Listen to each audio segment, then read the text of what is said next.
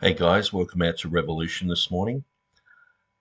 This is part 5 of an examination of the King James only controversy. This was a debate between myself and Rob Rowe, asking the question, is the KJV superior to modern versions? And so I'm at about the 50-minute mark here. And so in this video, we're going to be going through some of the previous questions. Like I said, I would go through um, some of the things that Rob brought up previously. Now, one of the reasons why it does take quite a long time to do these and to get to the bottom of what's being said is because, as we're going to see with the example of Proverbs chapter 21, verse 9, these are so obscure that it's almost like when you're on Facebook and someone just says something that's very obscure, you try to look it up anywhere and you can't find it. It's like even when James White says, you know, monogenes means unique. He's like, it's always translated as unique, and you do a search and you can't find any Bibles that actually have the word unique there. And so you can be led on a wild goose chase, and you're sort of searching for things that aren't really even there.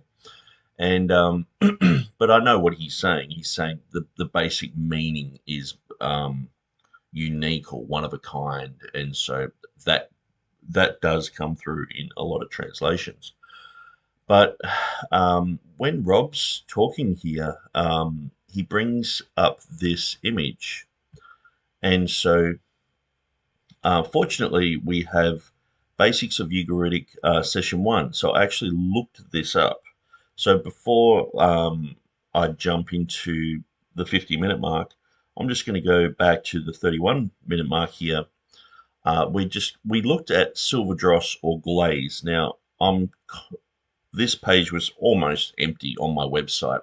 So my website is a wiki style website, and so I sort of have unlimited amount of room. I can put lots of pictures and lots of text on there. So these studies can go on for quite a long time. And so here we have a picture of the Oxford English Dictionary, the OED, talking about potsherd. Um, we see, different Bible translations, what they say, what some of the modern ones are saying in their footnotes as well. We're looking at some of the people. This guy's an archaeologist. He believes that it should be changed because of the Ugaritic, and so we examine those things. And so after a while, these type of things, it just becomes something that's on my website. It's a resource there, either for myself or for others to go back to when this argument's brought up again.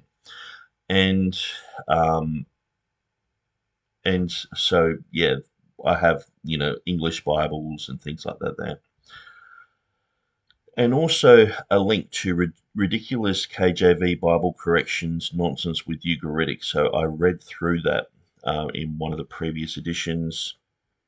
And so, but one of the things is, the more that I went through this, the more that I've realized that, yeah, say the Net Bible, the New Living Translation, there's a few obscure Bibles that have this reading, but most of them actually uh, don't have this reading from the Ugaritic.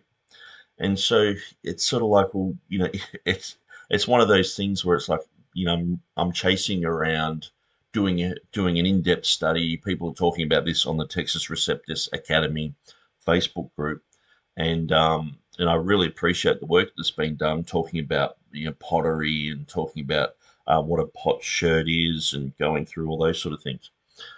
But at the end of the day, it's a lot of hard work just for a fleeting comment. And this is one of the things that I pointed out in um, a lot of these debates. Some of the examples are very flimsy. And what we're going to see today is we're going to see that in Proverbs chapter 21, verse 9, this example is in none of the Bible translations, not even the one that the ISV that Rob is saying that he goes with. He said he goes with the ISV or the ESV.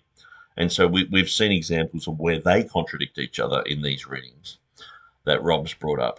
But I just sort of go through this quick video clip. So this is where Rob got this graphic from.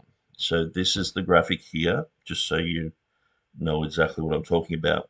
So we've gone through the silver gloss or glaze, and so hopefully by the end of my examination of this debate, that will be an article. And what I might do is make a more concise video where I go through all my information on this debate and just go through a bullet point list. Okay, Rob brought up 10 issues. Here's the answer, and just give quick answers, because in these, many times I'm reading lengthy articles, I'm going through things, and sometimes too I'm learning. I'm going through these, like say with pierced or grieved. I had a cursory look at that this morning, and it's like, just seems like another nothing. But these are things that Rob's brought up, and these are the first arguments that he's had against the King James. And it's like, okay, well, if you're against the King James, he's actually against all Bibles in this next one. So we're going to see Proverbs 21:9 and Proverbs 25:24. We're going to see that. But what I first want to do, I want to show you where he got this graphic from, and the video that he is basically saying this is, if I'm going to debate a King James only guy, these are like, the first firing shots that I'm going to shoot in the debate. And when we go through these middle two proverbs, they're nothing burgers. There's just nothing in them. So let's have a quick look. But the Ugaritic texts don't just help us to understand Canaanite gods, literary figures, and concepts. They also help us to understand the very words of the Bible. Ugaritic and Hebrew belong to the same language family. So when our understanding of the meaning of rare Hebrew words is unclear, we can sometimes find help by looking at Ugaritic texts, which have similar words. Let's look again at just 3 examples. Proverbs 26:23 is one place where the Hebrew has puzzled translators for many years. It is usually translated like a coating of silver dross on earth. So notice he said it's puzzled translators for many years. But when you read through it, just a slow reading over it, just thinking about it, it's quite clear. And bringing this up among people in the Textus Receptus Academy, people are saying, well, this is clearly what it means. They're making out that it's difficult to read, and so we have to put in this Ugaritic definition to clear it up. And so many times I find that these examples, they're saying that they're hard to read examples, they're not making any sense.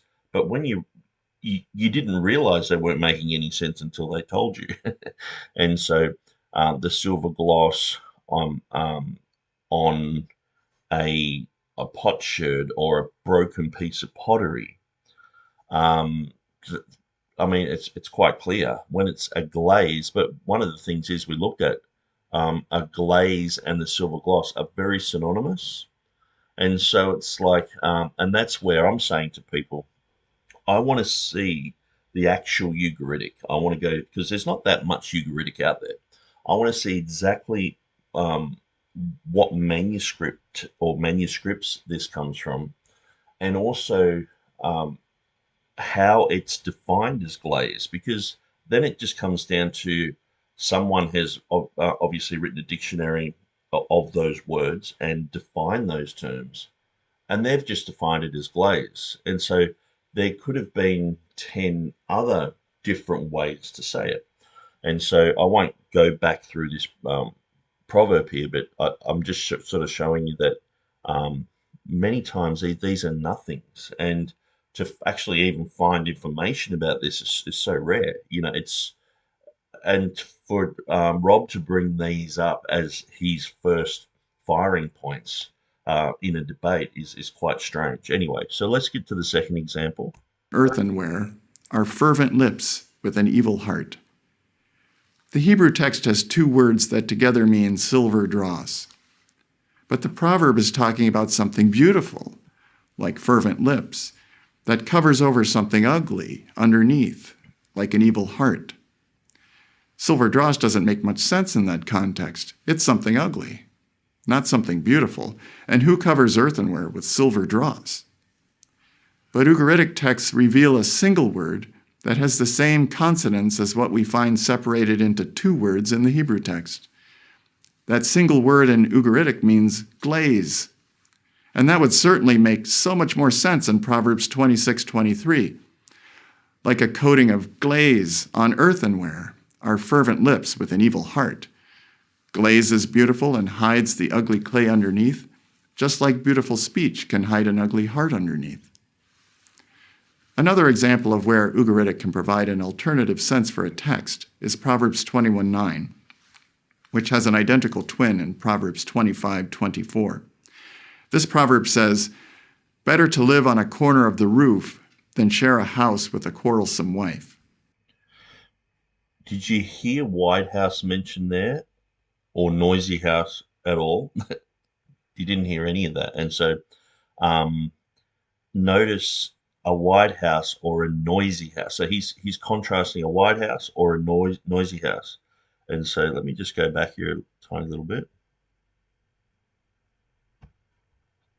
And just so what I'm showing here is in these examples, he's saying something that's not in the text, and we're going to say it's not in any of the texts.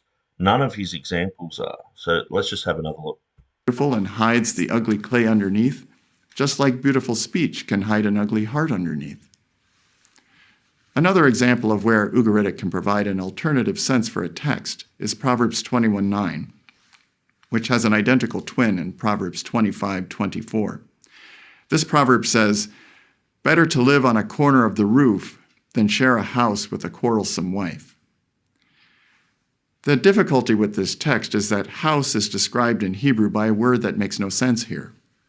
The word usually means association or company, but it's hard to understand what a house of association or a house of Association or company, I mean, what's a house got to do with association or company? I mean, company means. If two letters of the Hebrew word are reversed, the word means wide, and interpreters often suggest this happened in the course of the transmission of the text, so the proverb means that a small corner of the roof is preferable to a wide house with quarreling. The trouble is, there's absolutely no textual support for this suggestion. So what he's saying here is this White House reading, which isn't in the King James, and I was struggling to find it in any of the Bibles. He's contrasting that with noisy house. So he's saying scholars are going with suggest it could be White House, but I think it should be noisy house. And it's like, so he's not even going with Bible with what the modern Bibles say. But there is an Ugaritic word that has the same consonants as the Hebrew word in this verse. That means noise. The biblical proverb then might not be contrasting a small space with a wide space, but rather a quiet space with a noisy space. So it makes it sound like, oh, it just solves this problem. Okay, so I'll just jump out of that one. And we will go to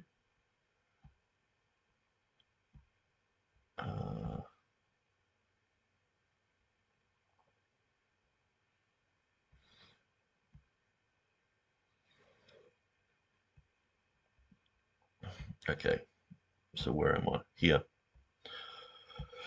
Proverbs 21:9. Okay, so let's, better, here's the King James. It is better to dwell in the corner of a housetop than with a brawling woman in a white house. Okay, so where are we?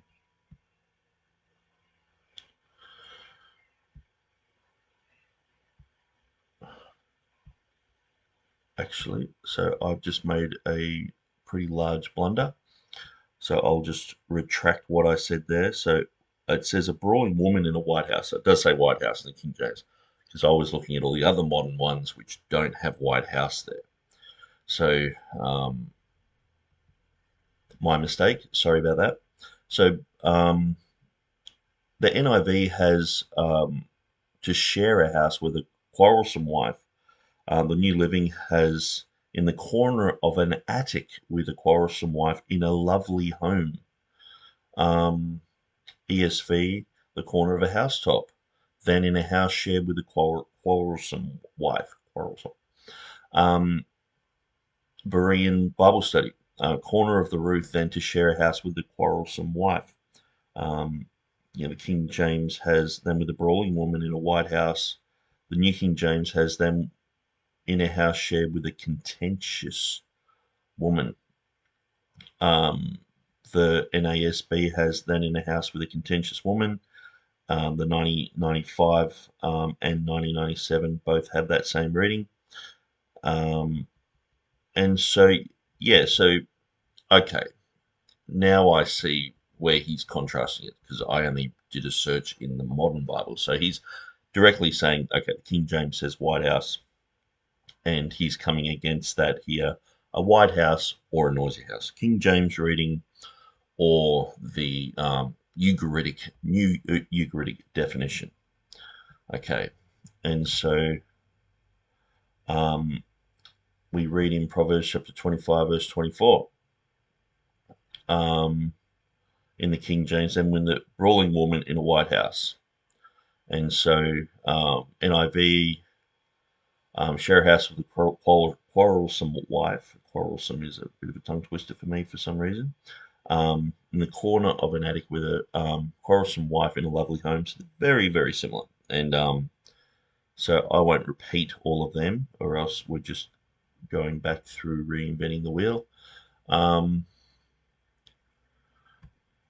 And so, but basically, he's saying that this is not really understandable. And so listen to this. It is better to dwell in the corner of a housetop. So up on the top of a house, like I think an attic, one of them has that. That would be a good depiction. Than with a brawling woman in a white house. So obviously you've got this huge house. You've got a woman who's brawling or always fighting. So you're better off just having your existence in an attic. Some people do this, some elderly people, they just sort of become recluses, and they have the little library and they have the little thing, and because they've been battered down by a toxic relationship with their wife, and I've even seen people. There was a couple in Melbourne, and I was in the house, and they had a picture of the guy there with Prince Charles, and so that these guys were obviously aristocrats and they had a lot of money. But he became an alcoholic, and so he used to just scream out, and she was going crazy and started to see werewolves in the walls and things like that, and was like, these people are just nutters. But every time they would talk, it was like toxic. It was just so toxic. And he was on one side of the house, and she was as far as she could get over the other side of the house. And so you can see this type of picture here. I remember as a child, I used to visit some people, and the wife, she was in this part of the house, and then you go and visit the husband, and he had built his own house on the same property. They hadn't divorced or anything. They just couldn't stand being with each other. And so you get this idea, you're better off, up the top of the roof, way up the top there, than with the chorus. It's not a strange verse. And so,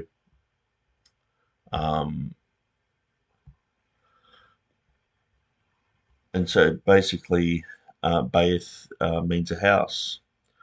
And so it's pretty clear that it's really just a nothing.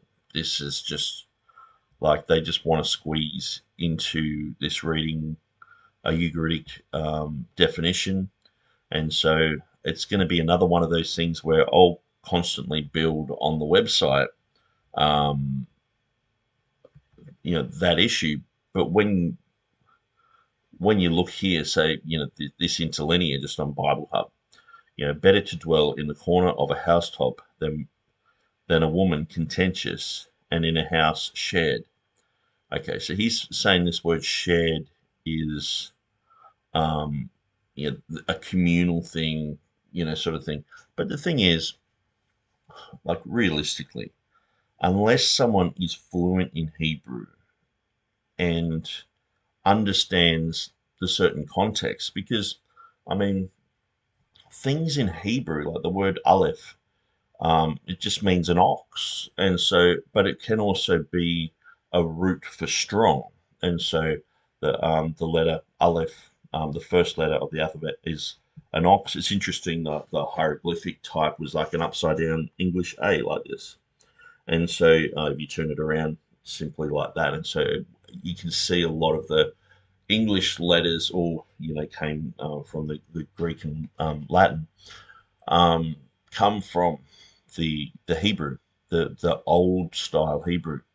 And so a Baith is simply a house. That's the letter B. And so you put these together and you get Ab, like father, Ab. And it's the strong one of the house. And so oftentimes these letters have their own distinct meanings, where in English we don't have that. The letter S is just neutral.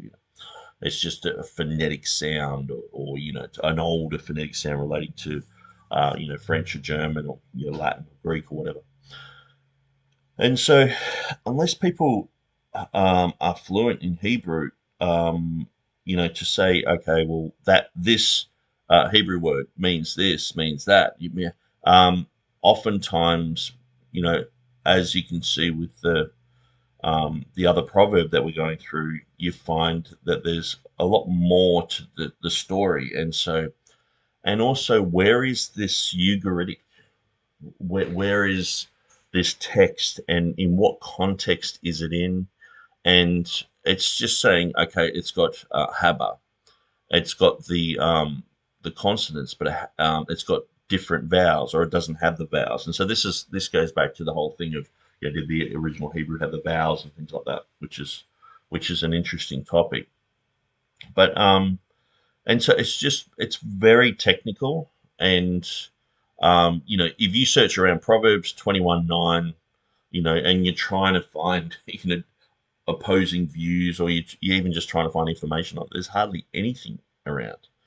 And so that's why I was appreciative of this article, ridiculous KJV Bible corrections, and he went straight into actually that's a different article, but he went straight into Proverbs 25:3, and that was the one we looked at last time.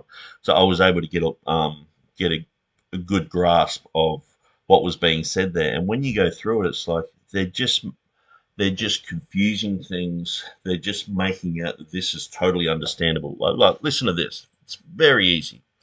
Burning lips and a wicked heart are like a potsherd covered with silver dross. So your burning lips and a wicked heart are like a potsherd, or a broken piece of pottery covered in silver dross. It's very easy to understand. It's not hard. And you go through and you look at the other examples in history of what a potsherd is. You look at other definitions, and so this changes the silver dross. And so it's quite interesting that the main word here, potsherd, it sort of defines the silver dross. So um, in this video with Michael Williams, we see that he's saying silver and dross are two words that if you join them together, they mean something else. And it's like, and so that's where you have the issue of these Hebrew terms being joined together to make a different word. And it's like, so that's where there's there's just so many layers of misinformation. And like I said, in one of my other videos when I was going through this, just in the Net Bible, a coating of glaze over earthenware, fervent lips, and an evil heart. So he has 3 footnotes here, and he's questioning each one. It's like, the King James is very clear. Burning lips and a wicked heart are like a potsherd covered in silver dross. Like a coating of glaze, silver dross is gone over earthenware. So it's not a shard of earthenware. It's actually like a pretty pot. Fervent lips. It's not burning lips. Over an evil heart. I guess wicked heart is very similar to that.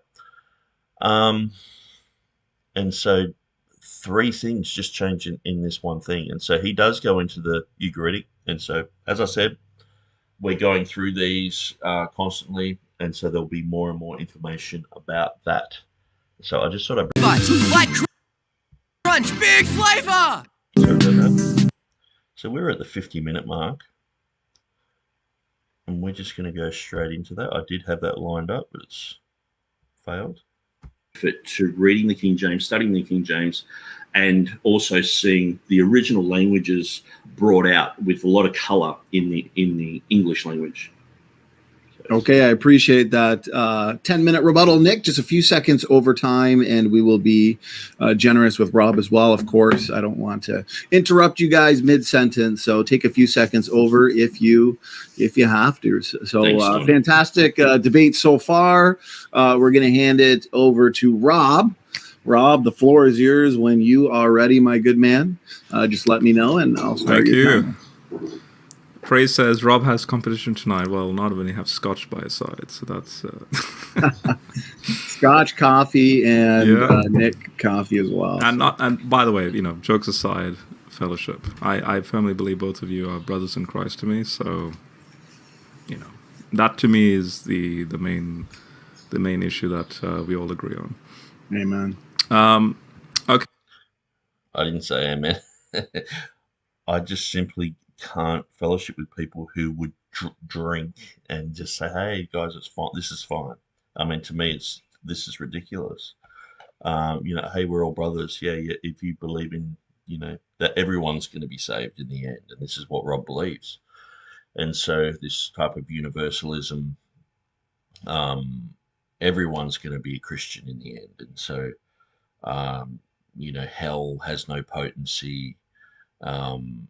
There's no consequence, really, no eternal consequence. We're all going to be saved. Jesus died for everyone, and we're all going to be saved. And it's like, to me, these are just absolutely heretical. Like, I wouldn't even fellowship with someone who believed in evolution. I mean, that's how far I'd go. And I wouldn't say they're my brothers. Like, if someone, came into my sphere of influence from the world, like I did, and believed in evolution. I believed in evolution for probably about a month of my Christianity. And I remember the pastor saying that the earth was only 6,000 years old. And it was like someone had just slapped me on the side of the head. And I was like, this guy's dumb. Doesn't he know? And I was like, oh no, whoops. He said something that I don't agree with. And so I started talking about it, and people gave me a whole bunch of creation magazines. I was like, wow, there's actually answers for this. And I started going through them. This is in the 90s. And so even then, the creation magazines were like, 1993, and, but there was enough in there to just get me interested. And then I started buying books on creationism, and then pretty much every book that came out for a while, looking at books like, Refuting Evolution, Jonathan Safadi, interesting guy, a few other books there on creationism. But I haven't got my finger on the pulse with that. I really need to listen to more of Donnie's material. I'm really enjoying it. Donnie's really switched on. And Kent Hovind is probably the most influential creationist on the internet. at the moment. And so I understand Answers in Genesis is probably the most influential with their theme park and all the rest of it. Like, you don't hear that much about um, Ken Hovine's theme park, from everyone. But everyone's talking about this huge arc and all the rest of it. And but when it comes to, as a Christian, listening to things and putting things very succinctly, so that I feel like, hey, I could use that information. Definitely Ken Hovine. Now, I did say to Donnie, and I think I even said it in the after party, debate room, that I don't agree with Ken Hovine with his view on the King James, etc. And that was because back in the early days, Ken, he would be asked about the King James, and he would say things like, well, the King James translators had 5,000 manuscripts, and it's like, well, that's not true. And like, we have 5,000 plus manuscripts now, and the vast majority of them are Byzantine, which back up the King James. But to say that they had those manuscripts, it's like, okay. And so that's where it's like, um, things were just almost silly.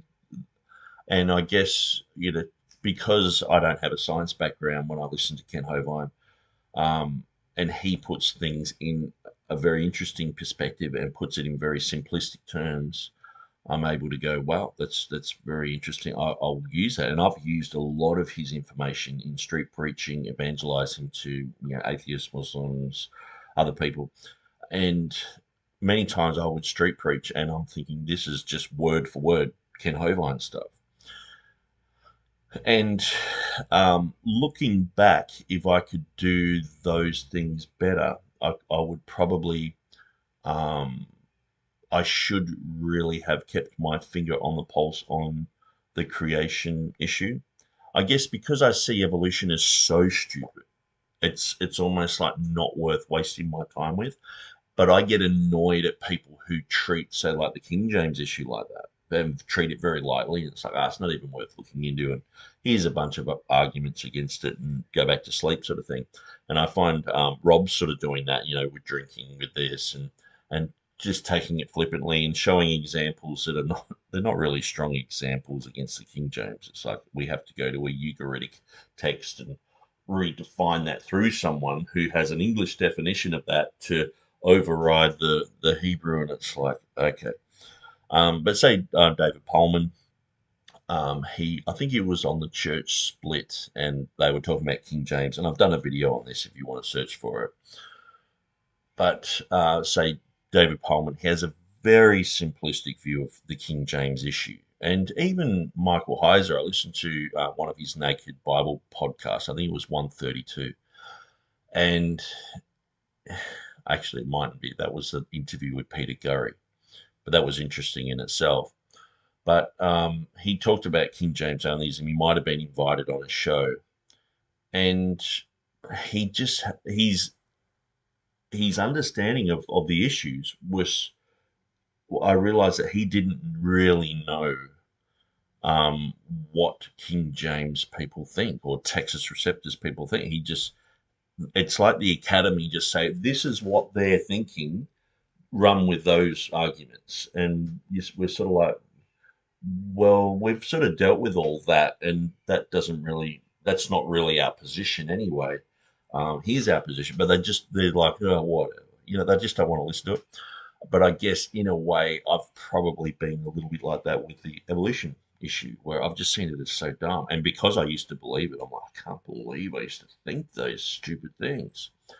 And I've just pushed myself away from it and gotten some arguments from Ken Hovine, but really, I guess in a way, I'm not saying those arguments are wrong, but I just know that when someone says something faulty, my alarm bells ring inside of me, and I'm just being totally open and honest here, with everything. That when Ken Hovine says something about King James translators used 5,000 manuscripts, I'm like, it's just so cringy because I'm like, what else is he wrong about? Straight away, it's like a retraction, like, oh no. Where you always hope that it's a bit like, I've read a fair bit of Noam Chomsky's books, and actually not so much his grammatical books, but books on politics. Even though I'm not left, I would be considered right, and they, would call me also. They'd say I'm a racist and all the rest of it. That goes along with all that nowadays. But Noam Chomsky, I'd read through his material, and I found that he would just put everything in such a way, like say we're talking about some South American dictatorship, and he would say, yes, this is a dictatorship. Yes, this is what's happened, and here's what the Americans have done there. Here's what the French did there. Here's this, and it's just very interesting and very factual and well documented. And but then if you listen to Noam Chomsky and his modern day politics, or his solutions for things on the economy, you just like just shut him up and you cringe, and then it makes you go, oh, is he right on these other issues? How trustworthy is he on other things? Even Chalmers Johnson, and this was a really interesting book for me, Nemesis, um, the last days of the American Republic. So I think this is 2007. Now I actually bought this on the way to New Guinea one time, read through it. Very interesting. It's basically explains the military-industrial complex, how money is made from war, and this is the guy. This is the third in the blowback trilogy that Ron Paul would speak about. And so that was the first one I got, and then that opened up to looking into Ron Paul and looking into a whole bunch of issues. But I really like Chalmers Johnson. Very interesting guy. I used to work for the CIA. Very well spoken, and has a lot of really interesting things to say about Japan, about China, and about America. But then I remember it was just before the Obama presidency, and he was saying, "Oh, we're hoping that Obama will get in and change things." And it was just one of those cringy moments where I'm like, "What? He's hoping for that? Doesn't he know that these guys are just psychos, And so I guess we all have faults. And I put a thing on my Facebook the other day of Einstein, and what he did is he wrote out the 9 times table. So he went through 1 times 9 is 9, 2 times 9 is 18. He went all the way through, and then it was like 11 times 9 is 91, I think he put. And he said he got ridiculed from the class. So they started giggling, and they're like, what? He didn't get that one right. And he turned around and said, well, I've purposely done that. And he said, the thing is, 10 times I've been correct and no one praised me. The only time that anyone said anything was when I was wrong. And so that's one of the things where I've got to be careful that I don't write people off simply because, I'm sort of straining at a gnat and swallowing a camel in a sense, where it's like, someone like Ken Hobart, he's got, if I wish that I had his knowledge in science, but I'm sort of writing him off because he said a few things about the King James, which is not his area. And that's one of the things I guess I'm realizing. I used to sort of mock people when they'd say, well, I'm not in the biology department. Let's go there and ask an expert about that. And I'm like, well, can't you just, especially when it came to debates, it seemed like people would say, well, that's not my area. I'm an ancient historian. I should talk about theology. And you hear people like James White talk about that sort of stuff. But I guess in a way, I'm coming full circle and going, there's a lot of areas out there. And it's like when I used to work in IT, we were doing Google AdWords and website creation and SEO. And so search engine optimization. And so when we're doing that, people would say, oh, so what do you do for work? I'm like, well, I'm working in IT. And they're like, oh, can you come and fix my computer? And it's like, look, in all honesty, just take it to a computer shop.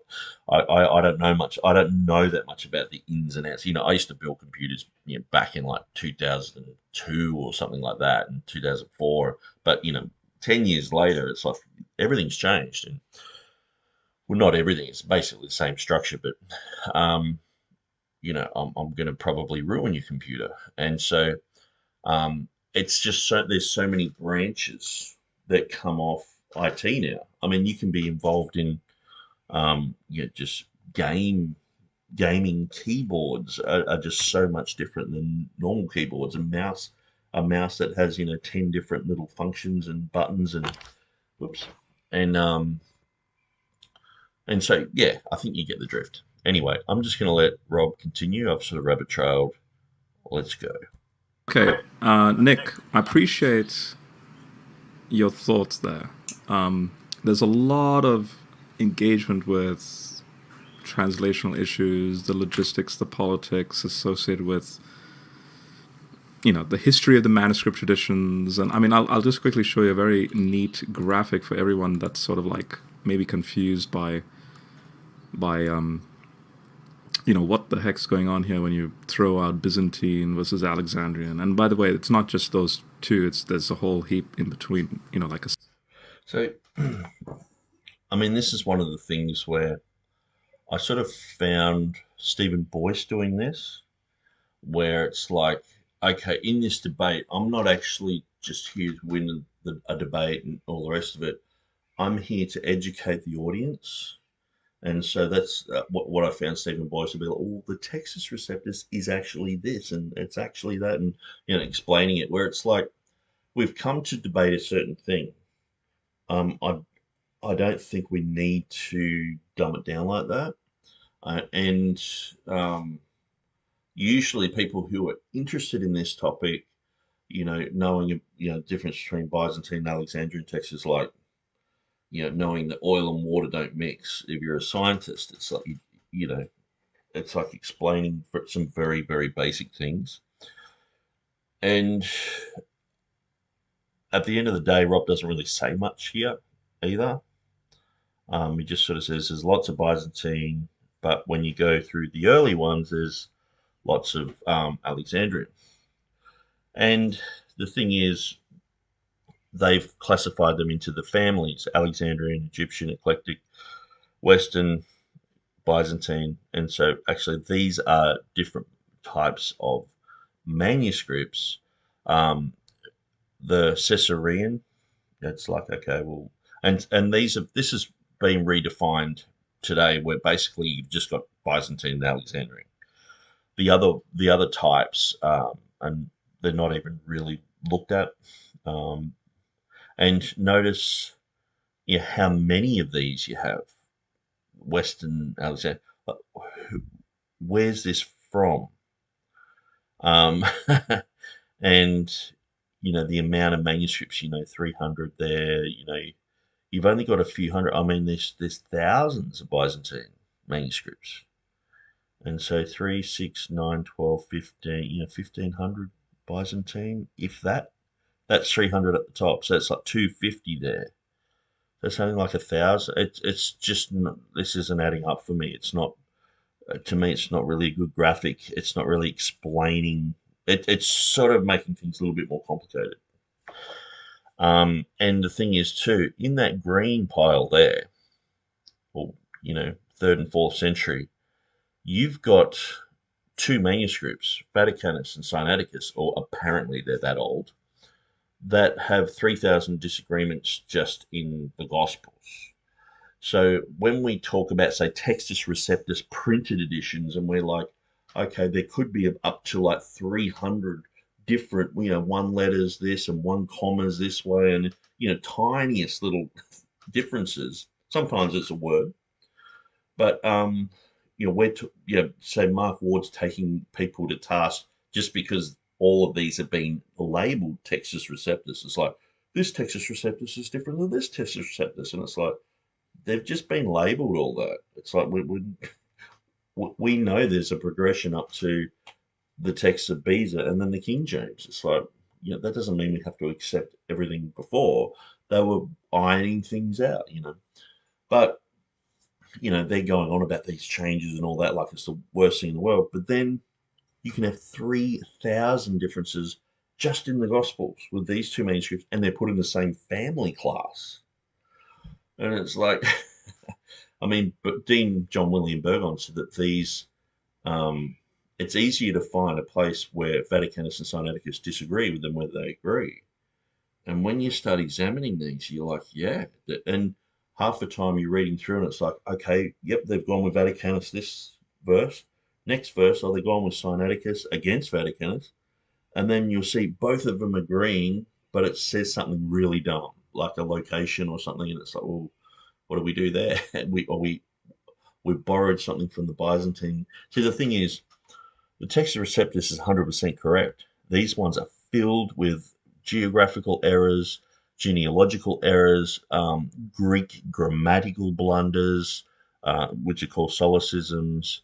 And so anyway, I know Rob's sort of like, I wasn't prepared to sort of go into the whole Byzantine Alexandrian thing. He's showing a graphic of that, but he doesn't really say that much about it. Sandwich sort of thing, right? And generally speaking, textual critics will point this out. So these green boxes here show archaeologically what we find to be the earliest and in the Alexandrian line, and this is why newer versions utilize this stream. Whereas notice you have a whole massive collection, but closer to the 8th, 9th, 10th, 11th centuries, where you start to go into what's known as the Byzantine tradition. And that's basically what, Erasmus and all these guys, ultimately there's a sort of, Scrivener, there's a compilation of that tradition per se. And the curious thing is, as far as I was reading, not so much, by the way, I'm not saying I'm not a fan of James White, and I don't see why James White should even be mentioned, but I do follow the Evangelical Textual Criticism blog by Peter. So I guess the only reason that I mentioned James White, I think I just mentioned him in passing, that his debate tactics are kind of, more to do with personality and more to do with being a jerk and being a bully and using, attacking the person. And I understand there are debates that he does that are good, but some of it is pretty lousy. And yes, and what I did is I explained that when James White and Jack Mormon had a debate, they brought up James White just kept bringing up Revelation 16:5, just kept bringing it up to the point where Jack Mormon's like, look, this is like 2 letters on a word in one verse in Revelation. It's very obscure, but it's become the main thing of the whole debate. If you don't answer that now, you've lost the debate, sort of thing. And it's like, and he said, look, I've got it in the pile of books there. It's like, but we're on TV, we're in the middle of the debate. I don't have the answer for that one particular one. And this is where Jehovah's Witnesses use this tactic as well, where you'll be talking to them and they're like, well, what about Ecclesiastes chapter 9, verse 7? And you're like, Ecclesiastes, you're thinking, what's Ecclesiastes about again? You haven't read it for that long. And it's like, but they bring up obscure things just to win one little point, and then they just keep going back to like, see, you don't really know that much, do you? And so I've actually reversed that on them. So when they come around, I straight away I talk about things that I know they know about, and I give them the answer to, like even like the name of Jehovah and things like that. So they think, wow, this guy's interesting. I'm on his side, and then it's like, and then I've proved them wrong. And then for the rest of the time, it's like, okay, well, I'll prove you wrong on that. What else have you got to say? And they bring up things, and it's like I've just let them know that I'm better than them, because that's how they're trained to go with the Christians. Just prove them wrong on these obscure things, and you're better than them. And so learning where they go, like they used to have their little answers book, and so it's like a refutation of common Christian objections to Jehovah's Witness stuff, and to go through and look at those verses and to know where they're going to go and have really good answers for that is really helpful in winning Jehovah's Witnesses. But and the thing is too, say if we go through Papyrus 1, okay, Papyrus 1 is claimed to be Alexandrian. But when I went through it, I saw so many Byzantine readings, I was like, it should be classified as Byzantine. And Hermann Hoskier, he said that as well. He said it should be classified as a Byzantine manuscript. If you collate that, you go through that, you look at all the readings, there were 17 issues that were brought up that were claimed to be Alexandrian, but on closer examination, they're Byzantine. So that is closer to the Byzantine than it is to Alexandrian. And so, but it's just classified as Alexandrian. So I'm probably not doing justice to, because I'm just sort of shooting from the hip a little bit here. But if you go to my website and you go to Papyrus 1, I better do it. Sorry about that. Let's just quickly go to tr.org.au.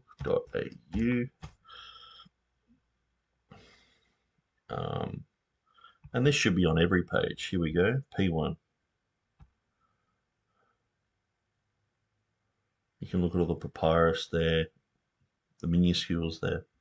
Okay, so this is on my website, and this is the papyrus. And see, the thing is too, they're called Alexandrian because they were, a lot of these manuscripts were found in the Nag Hammadi find, but also basically Egypt was just a good place to preserve manuscripts. So it's a bit like, you've got a whole range of Bibles around the world, and in one place where there's known to be, heretical things, and the Nag Hammadi find is just full of Gnostic readings. That's where it's been preserved. That they're saying, oh, that's the oldest and that's the best and all the rest of it. But it's almost like this graphic here is, oh, that's all we've had. This is extant manuscripts.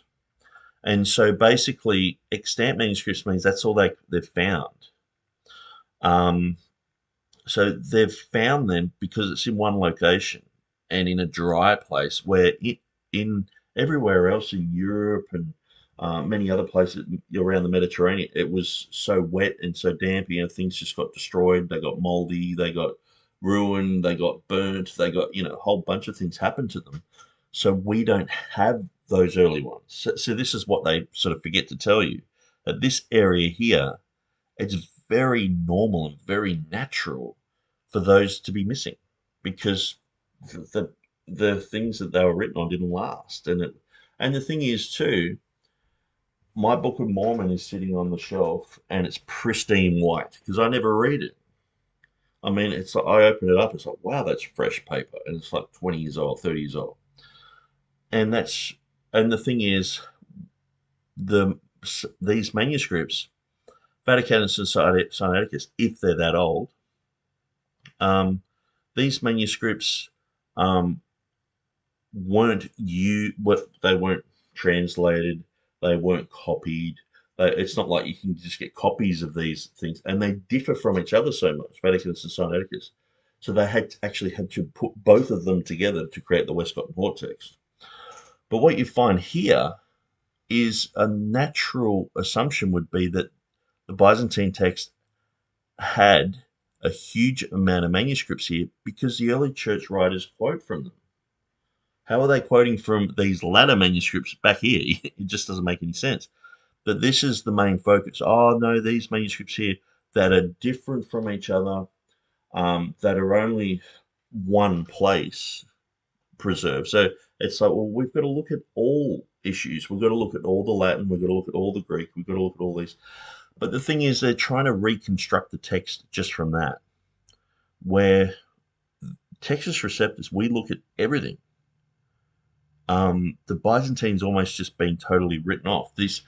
And really, the Byzantine is the embarrassment of riches. We have 5,300 manuscripts. Okay, let's get rid of the Byzantine. How many do we have? Oh, we've got about 50 manuscripts for the Alexandrian text, and it's like, oh, okay, a bunch of papyri, but sometimes this papyri are like this big, as big as a postage stamp, and that's counted as one manuscript. yes, a manuscript can be a whole book, but oftentimes when you're talking about fragmentary information, I mean, this is what they're looking at. And so um, just a page. When you go through it, um, so I've got it written here. Biblos Genesios Jesu Christo, we are David, we are Abraham. Abraham genesin ton Isaac de genesin ton Jacob, Jacob de genesin ton Judan, Katos Adelphos Abdu. Matthew chapter 1, and then on the recto, ton Sadok, Sadok de genesin ton Achim, Achim de genesin ton Eliud, Eliud de genesin ton Eliezer, Eliezer. So you go through that, and it has sometimes these words or letters in brackets, and so that's where these things are missing. And so these ones here are the nomina sacra. I'll make that bigger for you guys. Let's just jump up a little bit. Computer's very slow at the moment. I think I've just destroyed it. I've actually frozen it. There we go. So disagreement with Vaticanus according to Hoskia. So Papyrus 1, so it's got the nomina sacra, Uio, and so so this is how much it disagrees with Vaticanus. So Vaticanus has this reading, but this is the reading in Papyrus 1. And so how can they say, okay, well, this is a good representation of the Alexandrian text when there's this much difference? And I think I said there were 17 differences there. I'll just jump down. And so, yeah, what I did is I put this whole issue. This is Hoskia's book, so I just basically copied it there for anyone who wanted to read about it. Or is it? No, that's not Hoskia's. That's Genfell and Hunt, perhaps. Anyway, so it just shows you where that differs from Vaticanus. And so wouldn't you think that there would be a lot of collusion, that Mathan would have the two thetas there instead of the one theta here. And, wouldn't they spell the names properly? This has got a definite article in front of Yosef. This is a nomina sacra. This isn't. Jesus Christ is reversed in the nomina sacra here. So these are all issues, and that's why when people just show like these type of tables, I thought, well, okay, so what's that green one there? Is that this Papyrus 1? Because they're saying this is very old. It's dating to the 3rd century, and so on Wikipedia it have very similar information, but it will say this is an Alexandrian text. And so that's the thing. You just got to go through it yourself and figure these things out and look at alternative writings. And according to scholars, P1 has close agreement with Codex Vaticanus, from which it rarely varies. It supports Zare against Zara. 10 of the variants are in the spelling of names in the genealogy. Hermann Hoskia, who finds 17 to 20 words, so that would be those 3 that were blanked out, denied close agreement with Vaticanus. So who do you believe? I mean, Hermann Hoskia to me is like a bit like a Scrivener or a Dean John Burgon. They vary in different levels of how they supported the Textus Receptus, but Hermann Hoskia, he was definitely had TR leanings, but I in no way, people like to make genealogical links to these people. That's what they do with the cults, it's like, the Jehovah's Witnesses, they started with this, so it's Seventh-day Adventists, Ella G. White, and so then she passed the mantle on to these guys, and now you're in a cult and this and that. The Mormons, you got Joseph Smith, and so what they try to do is they try to make out that these guys if Scrivener's bad, you're bad too, or whatever. It's like, but if we do the same to them, well, what about Westcott Hort and these other people? What about Carlo Martini and what about George Van Smith?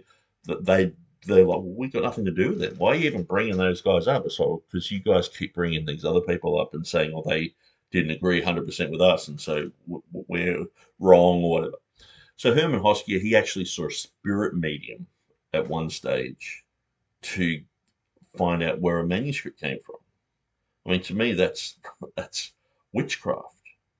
So I would say, like for me, I mean, I'm not one saved, always saved. I would say, if you read through Galatians chapter 5, it talks about witchcraft. It talks about, don't do these things. Those who do these things will not inherit the kingdom of God.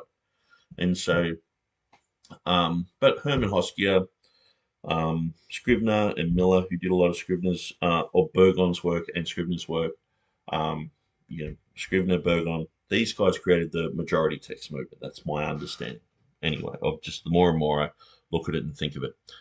But he had enough sense to go, let's read through it. Actually, there's huge difference between Vaticanus and Papyrus 1. There's 17 that we can count. There's 20. There's 3 that are illegible. And so what's the go? And so that's when you show a little chart like that, it's not showing, 3rd century, that one little thing in there, that's that manuscript. Oh, that's why, and they've got this one little Byzantine pad there. It must be some other manuscript. So where did this come from?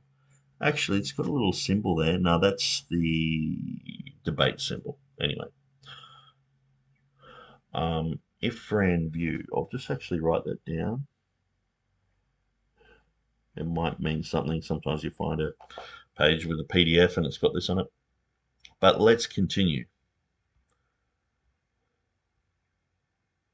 Gary, and they do some amazing work. And in fact, I even have a website I have bookmarked called the Center for the New Testament Restoration, using computer heuristics to pull together very interesting readings.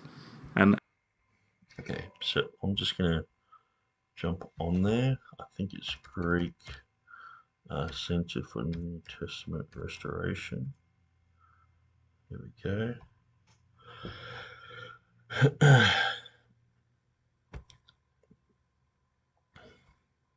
So yeah, I've used this site quite a bit, and when I was doing Revelation 16:5, looking at things, so it would just have things like Papyrus 101, which is Sinaiticus, 01. I'm not exactly sure, that might be minuscule.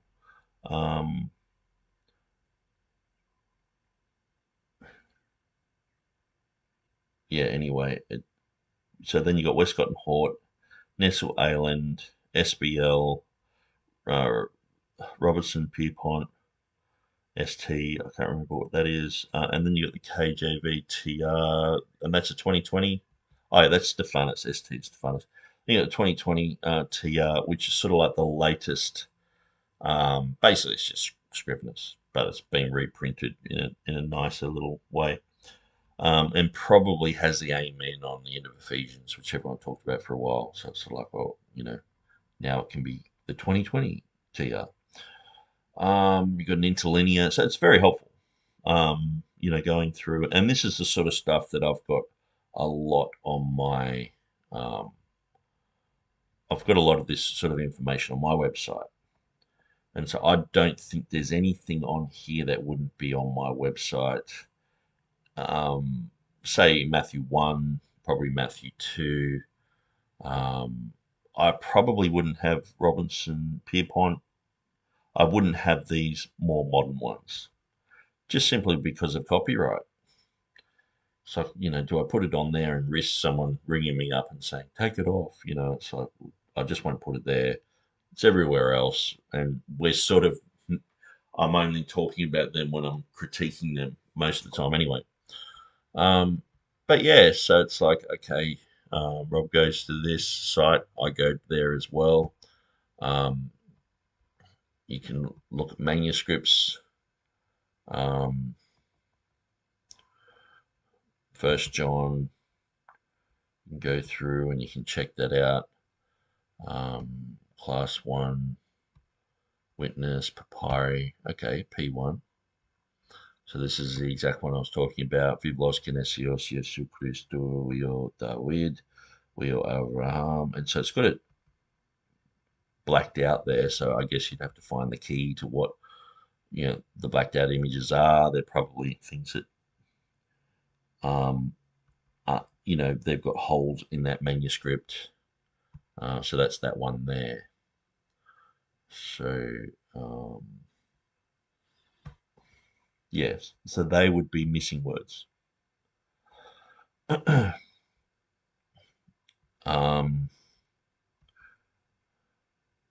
yeah, it's missing all that in the middle.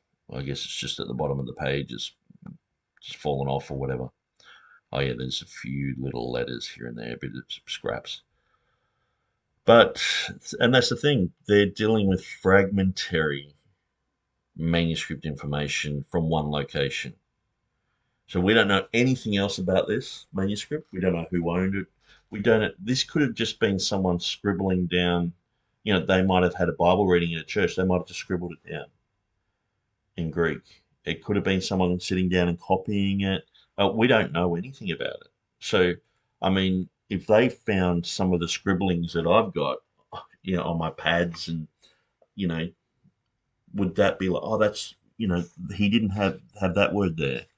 Okay, well, these scribes make mistakes. If they're not professional, they're going to be making mistakes. And who knows, like many times people are just they're writing commentary things. Was this part of a whole Bible, or was it just like Matthew 1? And they were just talking about Matthew 1, and then it was at the front of a book like how Matthew 1 relates to the book of Enoch or something. Who knows? Who knows what this book was about? Who knows who wrote it? Was it the Gnostics? Were they just interested in it? Were they like, well, this is interesting to us, let's copy it?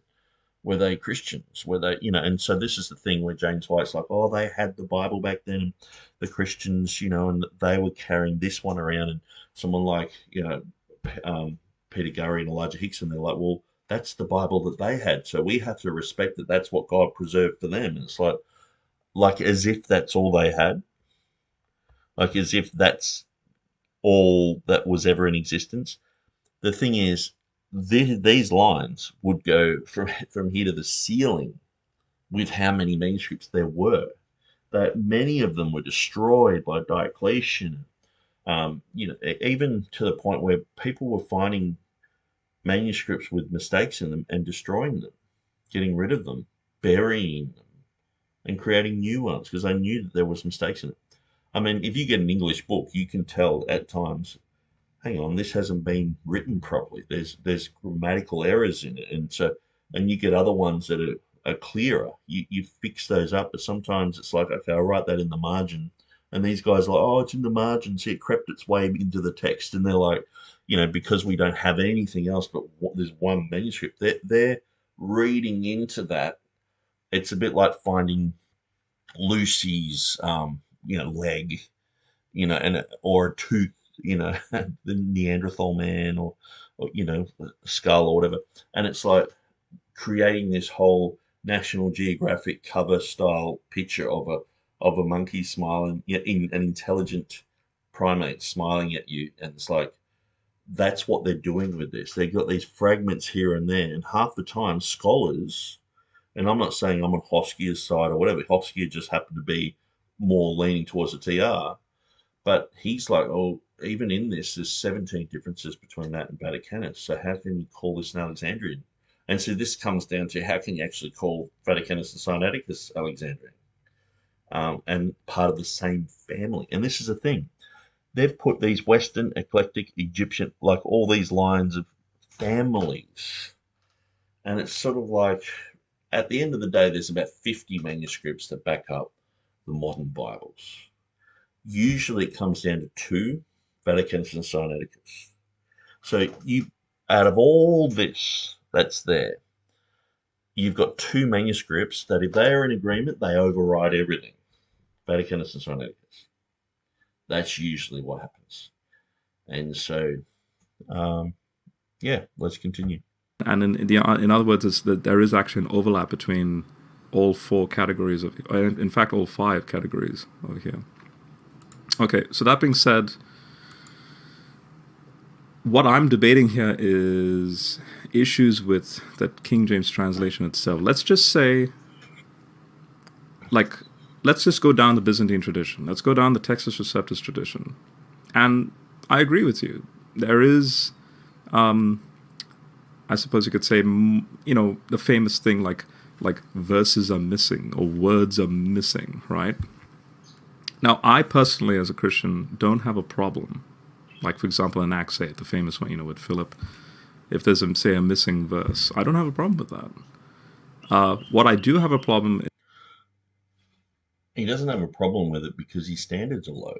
That's all I can see. I have a very big problem when there's one word changed. I'm like, what's going on? And I'll study it and think about it and go through it until I'm satisfied with an answer. To have a Bible where it's like, oh, you got this reading, you got that reading, oh, this one's taken out, this one's changed, this, to just sort of be like, so this is part of textual criticism.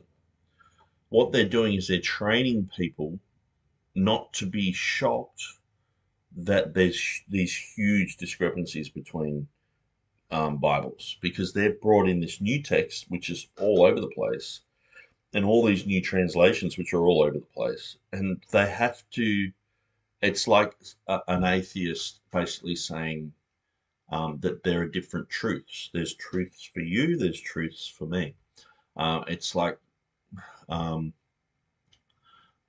it's like someone who is pantheistic, or someone who just accepts, oh, your God's true. You meet these people. I remember I prayed for a guy, his back got healed, and he was our main driver in Fiji. Now, he wasn't a Christian, but I just kept talking to him, and I wasn't going out of my way to just talk to the guy, specifically. We were in the bus every night with him, so I'm getting friendly with him, and as you normally do. And he said he had a bad back pain, and so prayed for him, and he got healed. And so the next day when he picked us up, he had all these gods on the dashboard, and it's like, yeah, but these are not Jesus. Jesus healed you. These gods didn't heal you. Jesus did, But the thing is, I was like, oh, that's your God. I have my God, and different gods, and different. And that's the thing even with atheists, they have different truths. Oh, that's your truth. That's your reality. My reality is different. 1 + 1 could equal 3 in a different dimension, different reality, all this sort of rubbish. And so, yeah. Is when, like, if I do go down the Byzantine Textus Receptus route, that the KJV mistranslates that. That's where it gets interesting. So, for example, so what Rob's basically saying is he doesn't really want to get into the whole manuscript thing. He doesn't really want to get into the Textus Receptus arguments. He just wants to stick with errors in the King James Version. And I'm fine with that. That's what the debate's really about. I guess I've sort of, over the years, realized that the simplistic Mark Wardian style of, like, you never really talk about anything else but just how hard it is to read the King James and how this word's old, And just on a side note, he did a video on Webster the other day. Hasn't Mark Ward always said that you have to have a committee-based Bible? Bibles done by one person are wrong. And so, okay, so Webster's Bible's wrong. Tyndale, what an idiot. He, didn't have a committee, sort of thing. And so, when people, they just parrot this. And that's because these committees are usually, the same guys who did the NIV and the ESV, and they'll do the New King James, and they'll do the work on the MEV, and they'll do.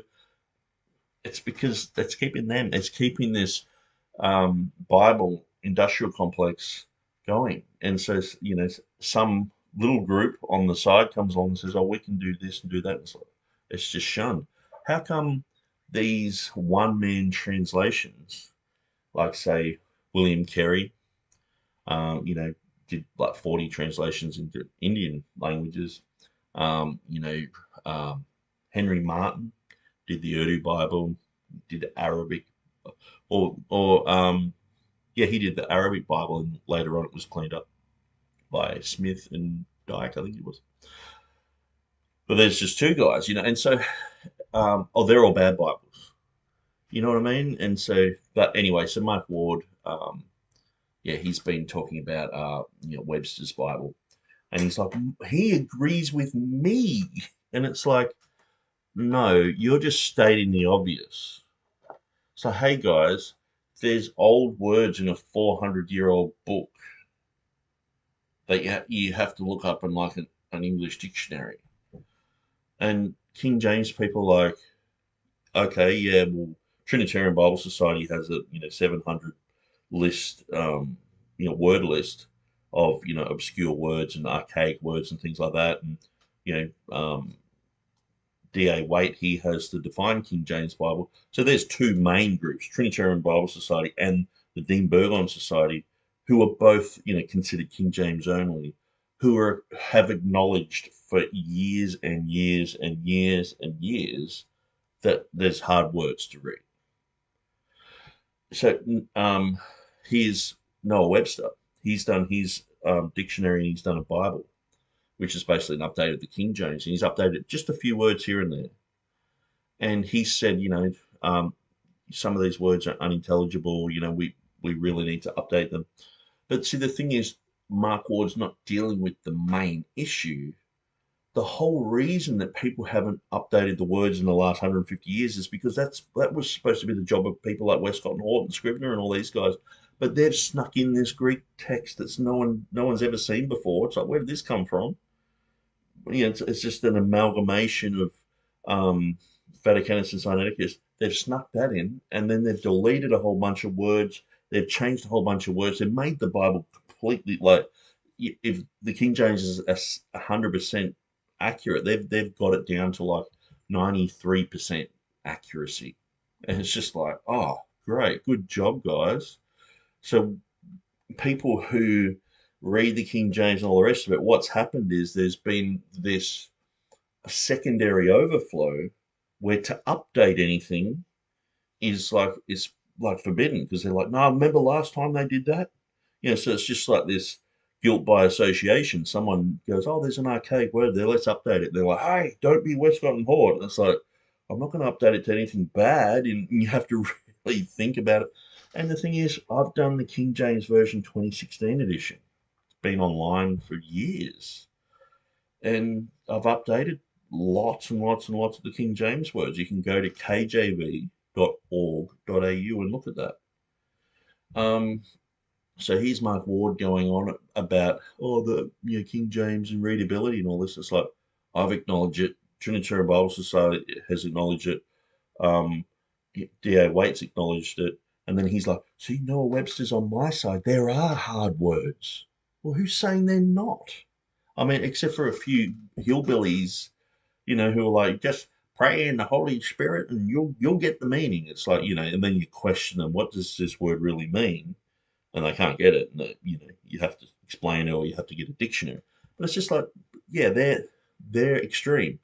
But it's like, the vast majority of people know you just go to a dictionary. You can just Google it nowadays. Google online, what does this word mean? And people have already done that homework.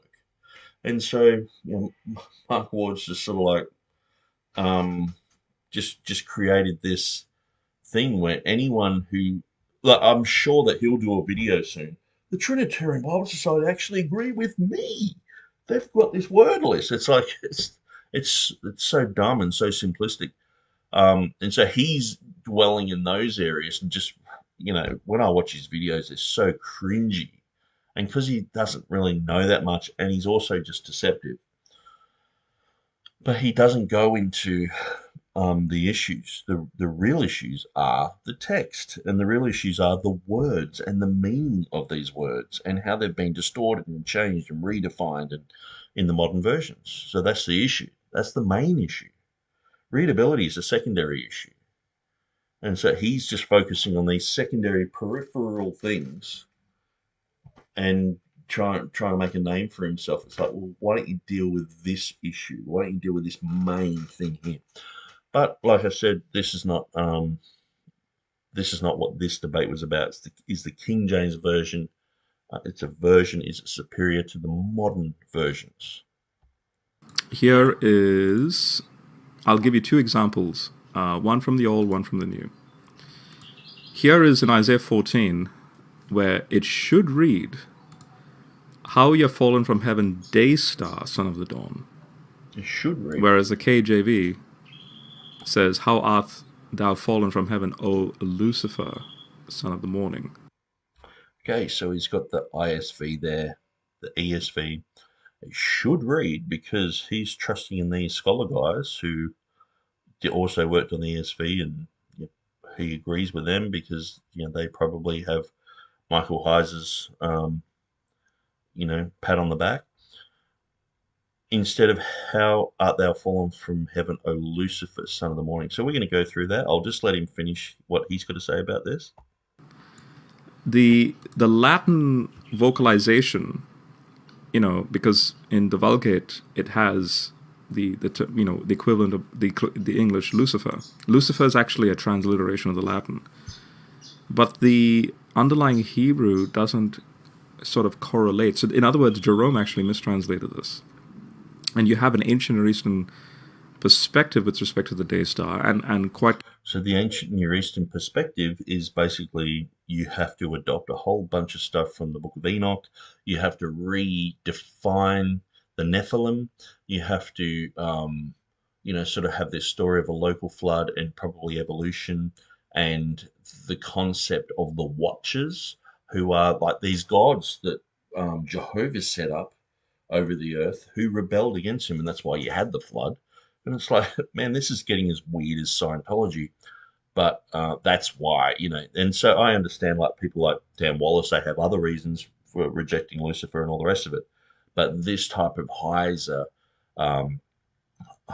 concept, the ancient Near Eastern literature concept, going back to the Ugaritic and going back to these other things, and having the Watchers concept, and believing that there could be aliens out there who want to contact us, and they're different gods, and things like that. And that's the mindset. That's what he's saying when he's talking about this, the Second Temple period mindset. And so let's continue. Curiously, ancient Near Eastern scholars in the 20th century wondered if the day star was Venus. Now they've discovered that it's actually the sun. And, because, the sun with respect to all the other stars, because you have this being who wants to ascend above the stars. And the polemic here is, look, in the ancient Near East, they believed that deities were associated with these very peculiar objects in the night sky. The Hebrew Bible is the only... So it goes back to the zodiac. Ancient text that actually gives a very natural reading. That, no, these are just natural objects in the sky. But I'm still going to utilize this imagery because guess what? The perspicuity of Scripture in that culture is such that you have to speak their language. This is why it's important to learn the cuneiform scripts and so on.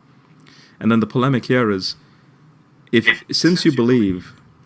So he's saying you have to learn the cuneiform, so then you can go back to the Hebrew and get definitions that come from the cuneiform. So the thing is, if you get the word, like say we looked at glaze or silver dross, but we were looking at the word potsherd or earthenware.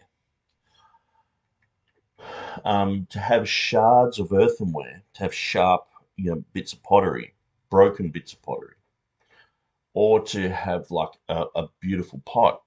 I mean, oftentimes that's only something that can be a contextual definition.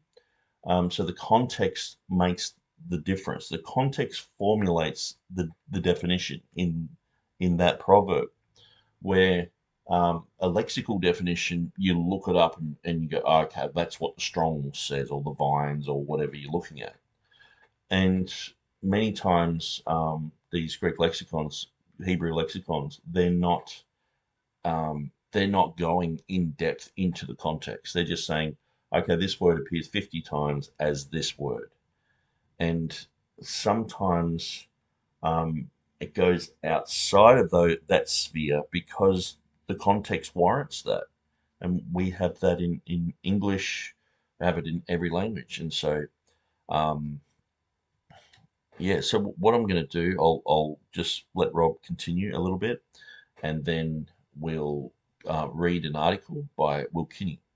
And we're going to go through KJV today. So that's the one that I recommended Rob to read. So we'll go through that as well. And we'll see if we can find some good answers about why it should be Lucifer. That shiny objects in the sky, hence the so-called wandering stars like Jupiter in retrograde motion, since you believe that they are divine beings. Therefore, there's one particular divine being that wants to ascend to heaven. Now, notice there's no contradiction between Lucifer, which just means shining one, and day star. Specifically, if I was to go all the way back to Genesis 3 in both translations, this is what I'm ultimately getting at. Notice that the ISV renders the Nakash as... Now, the shining one was more clever than any animal of the field. The King James has the serpent was more subtle than any beast of the field. And the word subtle, I always have to correct people. They try to correct me and say subtle. It's not the word subtle, it's subtle. It's an archaic type of wording. Coming from the French, I'm pretty sure it is, where it was subtle. That's exactly how it was pronounced. I've said that and people are like, oh, subtle, and just going on about it. And it's like, guys, the shining one was more clever than any animal of the field. So the shining one, you can just see that, like this International Standard Version. I'm sure if we just started going through and checking these readings, specifically in readings that we've studied and know a lot about, and how can everyone sort of get it wrong until just recently? And this is the problem. There's an evolutionary mindset within these people where they think that things are actually, they've gone from something very simplistic and it's getting more and more complicated and it's actually getting better. So these Bibles, they're actually, coming from something that's rough and manuscripts, and they're all torn and ripped, and there's 20 different types of Christianities, and then there's different Bibles, but we're getting to the point where now with technology and computers and understanding the ancient Near Eastern literature and understanding this and over here and that over there, we're getting to the point where we understand all this, where the fuddy-duddy King James guy is like, no, we've actually had the readings all the way through. And just because you have fragmentary information for like the first 1,000 years of Christianity, and a lot of that's just gone to dust, and it's just not there, and you find a scrap here and there. There's enough scraps to go, hang on, we can reconstruct the Bible, we can look at the early church writers, we can put all that together and formulate, I believe, a Textus Receptus King James. But the thing is, these guys, I don't even just trust how they define just basic English terms, or even like when I listen to Stephen Boyce, he sort of comes across as like, I want to be interested in the first 400 years of Christianity, not the last 400 years. And it's like, but when you listen to him trying to define basic Greek terms and basic Hebrew terms, he's all over the place. He doesn't know these languages. He doesn't know basic definitions. So how's he going to go with the first 400 years? You know what I mean? If he can't get these basic things right. And so now the shining one was more, I mean, how did you go? How does that go with the Jewish community? You know what I mean? Like, I'm pretty sure if I said to my my Hebrew speaking friend, okay, this is how this Bible translation has it, he'd say, well, that's just wrong. and it means serpent. And so, if I was to talk to any Hebrew scholar who's like say, and what I'm saying is these people who work on these modern Bibles, they're all over the place. That they have so many, and this is one of the things that I was trying to point out to Rob, that Michael Heiser, he can't even get the name Jehovah correct. They're like, oh, it's a wrong name, it's sort of the wrong vowels, and this and that's a made up thing, and it's like it's been pretty clearly shown that that's the correct name. I've done a video on it. Other people are bringing out lots of stuff on it. There's a guy called Nehemiah Gordon. I don't agree with what he's saying on lots of different things, but on the Jehovah thing, he's got a lot of interesting information. People are trying to poke holes in his narrative and whether he lied and whether he did this. It's just like, look, I don't really care about all that, but what is he actually saying? So, and I didn't get my information from him. My information came from King James guys, Scott Jones, Will Kinney. And the theophoric names just show that Jehoshaphat, Jehoiakim, the Jeho is in the names. And they actually shorten these names, Jeho to Josaphat instead of Jehoshaphat, Joachim, and things like that. And so if Heiser can't get these basic things right, the beginnings of the Nomina Sacra, how these names were changed, etc., how can we trust him with, we're going to grab this Ugaritic term? We don't even know most people don't even know what context that's in. The Ugaritic term's been translated into English. We're going to get that English term and we're going to usurp the Hebrew Bible with it. Or it's got a similar sound to the Hebrew, so they must be, a type of cognate word. And even just in the name of Jehovah, you have Hava, which means to be or to exist. It's very similar to I am. The name Jehovah basically means I am, but it's coming from God's perspective. From man's perspective, is to be. You exist. You are. You're the being. And so Hava, but then you have Hova, which means to fail, a disaster, a calamity. But it's got exactly the same consonants, and so and this is the thing. People go, oh, they're the same. And it's like, no, they're not the same. And it's just so childish to do that. It just reveals their illiteracy in Hebrew to do that. And so this is what I was pointing out to Rob in this debate, because I was sort of like, okay, where's he going? Okay, he's leaned upon Heiser scholarship, and I'm just sort of like, well, Heiser can't even get this right and that right. Why do you trust him with all this other stuff? Because he can show me all these examples. Oh, this has changed in this one. Let's just go to this one. He's International Standard Version, now the shining one. So let's go to Genesis. Whoops, chapter 3. Google will fix that. That's why I love Google, except when they spy on me. Bible Hub. Okay, let's look at this. So basically, Rob's saying all these other guys got this wrong. Now the serpent was more crafty. NIV. What I'll do, Control F, select all,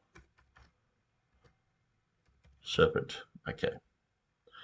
Let's have a look. We'll just see if there's any Bible version beside the one that he likes. Serpent, Amplified Serpent, Holman Serpent, Serpent. Okay, so the contemporary English version has snake. We know what that is. Good News version has snake. Okay, so that ISV, that one he likes, has shining one. NASB, snake. Serpent. So basically, he's going against everything. And this is the thing, when I'm going through, that's why it's taking so long to do this. Because usually it's like you're dealing with someone who's got an ESV, and at least the ESV will have serpent or snake. You're not dealing with these silly issues. It's like, because he's brought this up, it's like, oh, now I have to go through Shining One and show all that. But what I'm sort of showing you is oftentimes, and this was one of the debates that I had with PJ James. He brought up a whole bunch of examples that if you look in other Bibles, you're like, well, they don't have it either. So which Bible do you go with? He's like, well, the Hebrew. And it's like, yeah, but the Hebrew is like an original language. How do you translate that? I read the Hebrew. It's like, dude, you're trying to tell me that you just sit down with the Hebrew Bible and read it. And usually it's like they've got an interlinear and they favour that. And whatever, Jay Green, I've got it open here. He has for Lucifer, he has Shining One, I'm pretty sure. Shining O Star. So that would be O Shining Star, the son of the morning. O Shining Star, the son of the morning. So that's Jay Green. So that's his own opinion. And it's like, that's an interlinear Hebrew. And usually that's what people do. They go, oh, well, the Hebrew says, because of one guy. And so anyway, I hope you see the sort of absurdity in Rob going to this, where you've only just got one version that says Shining One. And notice it's capitalized. That's interesting. Why is that capitalized? Well, I guess it's talking about Satan, Lucifer. It's like very interesting. Anyway, okay, so I'm rabbit trailing here. I need to get back onto this. As Shining One. Now, the Shining One was more clever than any animal in the field. As a noun, it means serpent. As an adjective, as a verb, it means to divinize, but as an adjective, it means to shine. And that's the intent of the author. It's a divine being that then Isaiah 14 correlates this, Ezekiel 28 correlates this. Now, that traditional rendering serpent is mostly an English translation. I find it curious in Corinthians when Paul brings up Satan as masquerading as an angel of light. I wonder where he's getting that from. Oh yeah, the Second Temple Jews, the Dead Sea Scrolls, who themselves understood the Nakash figure as this shining figure, this angel of light, this messenger, the Malak of light. I mean, yeah, how simplistic is this? It's like, oh, we're changing the Shining One. Now, everyone else, I'm not even just talking about King James, we're talking about all the Reformation Bibles and all the modern Bibles except for one. And he's like, that's the reading. And it's like, well, wouldn't you see that? Because Paul said angels of light. The messengers of Satan are angels of light. And it's like, see, Shining One. It's like, his argumentation is very, very simplistic. Now, I understand he's appealing to other scholarship behind this, but it's like what I find with Rob is he is just always just on the fringe. If there's 500 witnesses against it, he'll go with that one that's saying something different. And that's what I find with Heiser. He just seems to push everything to the point where it's like, he just said oneness Pentecostals are all saved. He just said it doesn't really matter if you believe in the Trinity or not. You're saved if you believe in Jesus. It's like, the more and more I listen to Heiser, he's always on the edge of just like, that's heretical. You just sort of, and people are just nodding away, going, wow, that broadens my idea of Christianity, and it's just it's a tragedy, really. Anyway, let's continue. So notice that the modern translation, like the ISV, which is based on the scholarship, by the way, authenticates more so what the original people were thinking rather than a 1600s translation that is just, doing just translational principles. So he's saying, that it's just the King James. It's King James, all the Reformation Bibles. Usually that's enough to go, hang on, it's not just King James, but all the modern Bibles. See, there's an S on the end of here. Is the King James Version superior to modern versions, not the International Standard Version? It's like one version. And, this looks like it's just like a Message Bible or something. It's like a Passion Translation. You know what I mean? Anyway, I think he's going to move on from there. But how much time do I have left? Okay, so yeah, he's moving on from there. So I'll just go through the Lucifer one. So what I pointed him to was Lucifer, a day star. I'll just enlarge in this so we can read through it together. KJV today. Now, if you are struggling to find this website, the domain is down.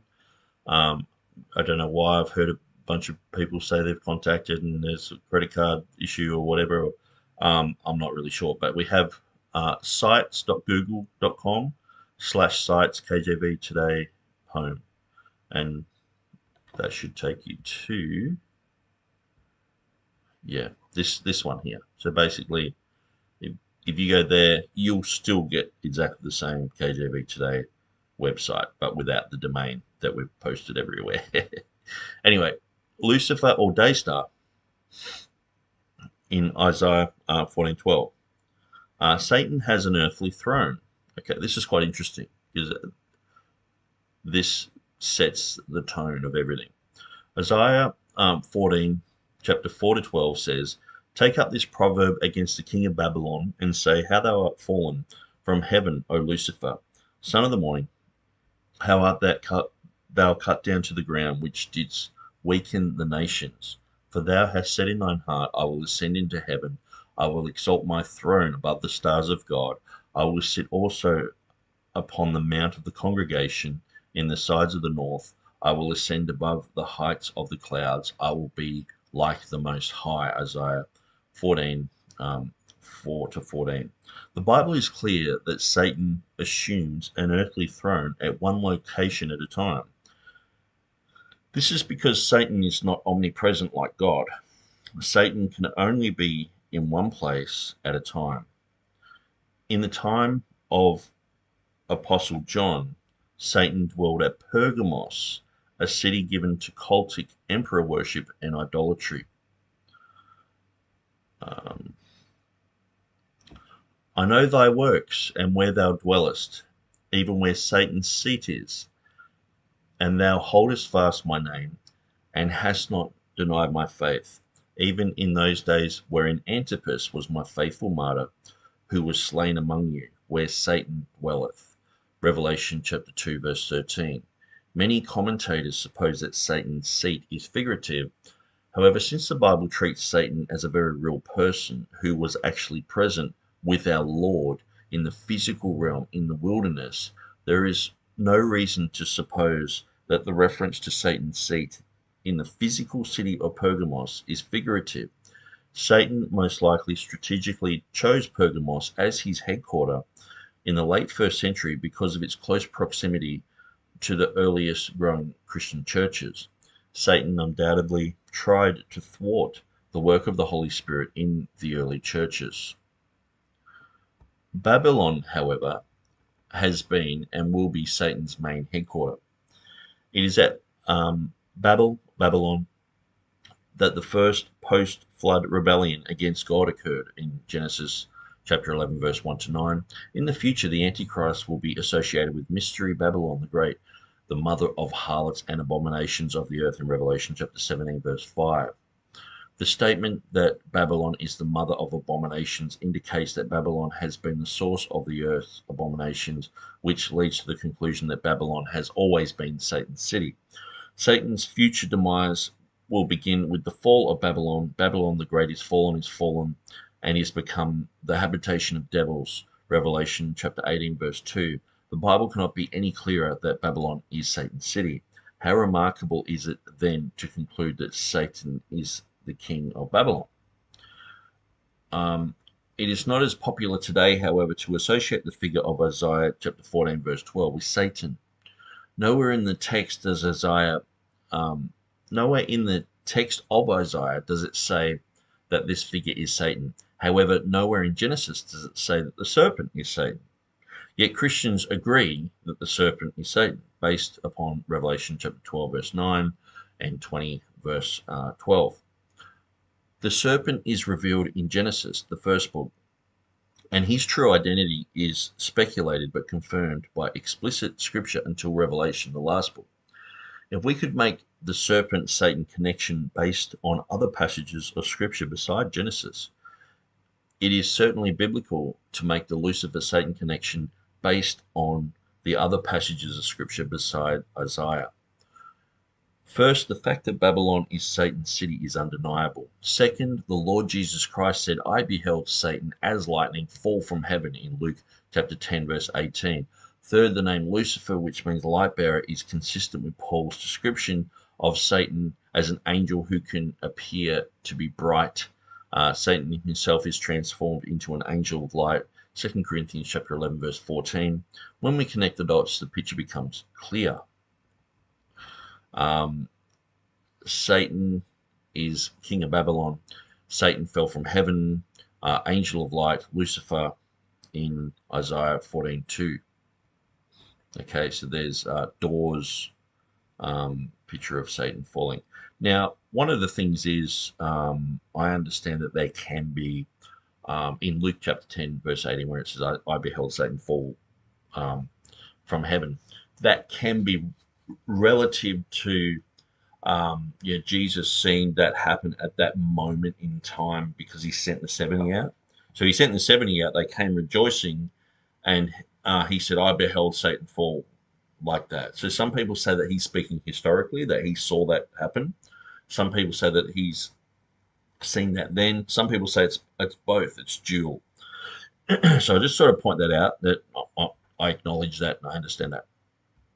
Okay, so the following rebuttals are provided to refute criticism concerning the translation of Hallel as Lucifer as it appears so in the Vulgate, KJV, and the New King James Version. So what's interesting is, the New King James Version, none of them were TR people, and they still went with that. They went with that reading. It's quite interesting. Critics, they say Lucifer is the invention of the Latin Church Fathers. Critics allege that Lucifer is a name for Satan that Latin Christians invented. This is not wholly true. Although Lucifer is Latin, it is the Latin equivalent of the Greek name. So the Septuagint translates Hallel as Espheros, which means dawn light bearer. Lucifer from Latin, lucis and ferere, means light bearer. Thus, Lucifer is the Latin equivalent of the ancient Septuagint translation of Hallel, or Espheros, or Ospheros, I should say. If you accept the mainstream view of a Jewish-made Septuagint, then you must accept that Jews translated Hallel as Espheros, which means the same thing as Lucifer. So this is one of the things that, they'll say, Jesus used the Septuagint, early church used the Septuagint, the Bible is full of these Septuagint readings, where people like us, TR, KJV people say no. There could have been a few bits of the Old Testament done here and there in Greek, but the one that became popular, most probably they'd done an Old Testament, because most of the early churches were Greek churches. They did an Old Testament, and because they had the New Testament there, they were like, hang on, we can copy and paste that direct New Testament quotation and put it straight into the Psalms. So that's what they did. They were going through, as they were translating, they were putting in New Testament readings. So then it looks like it's that they were quoting that, but it's actually just them trying to put in the New Testament into the Old Testament.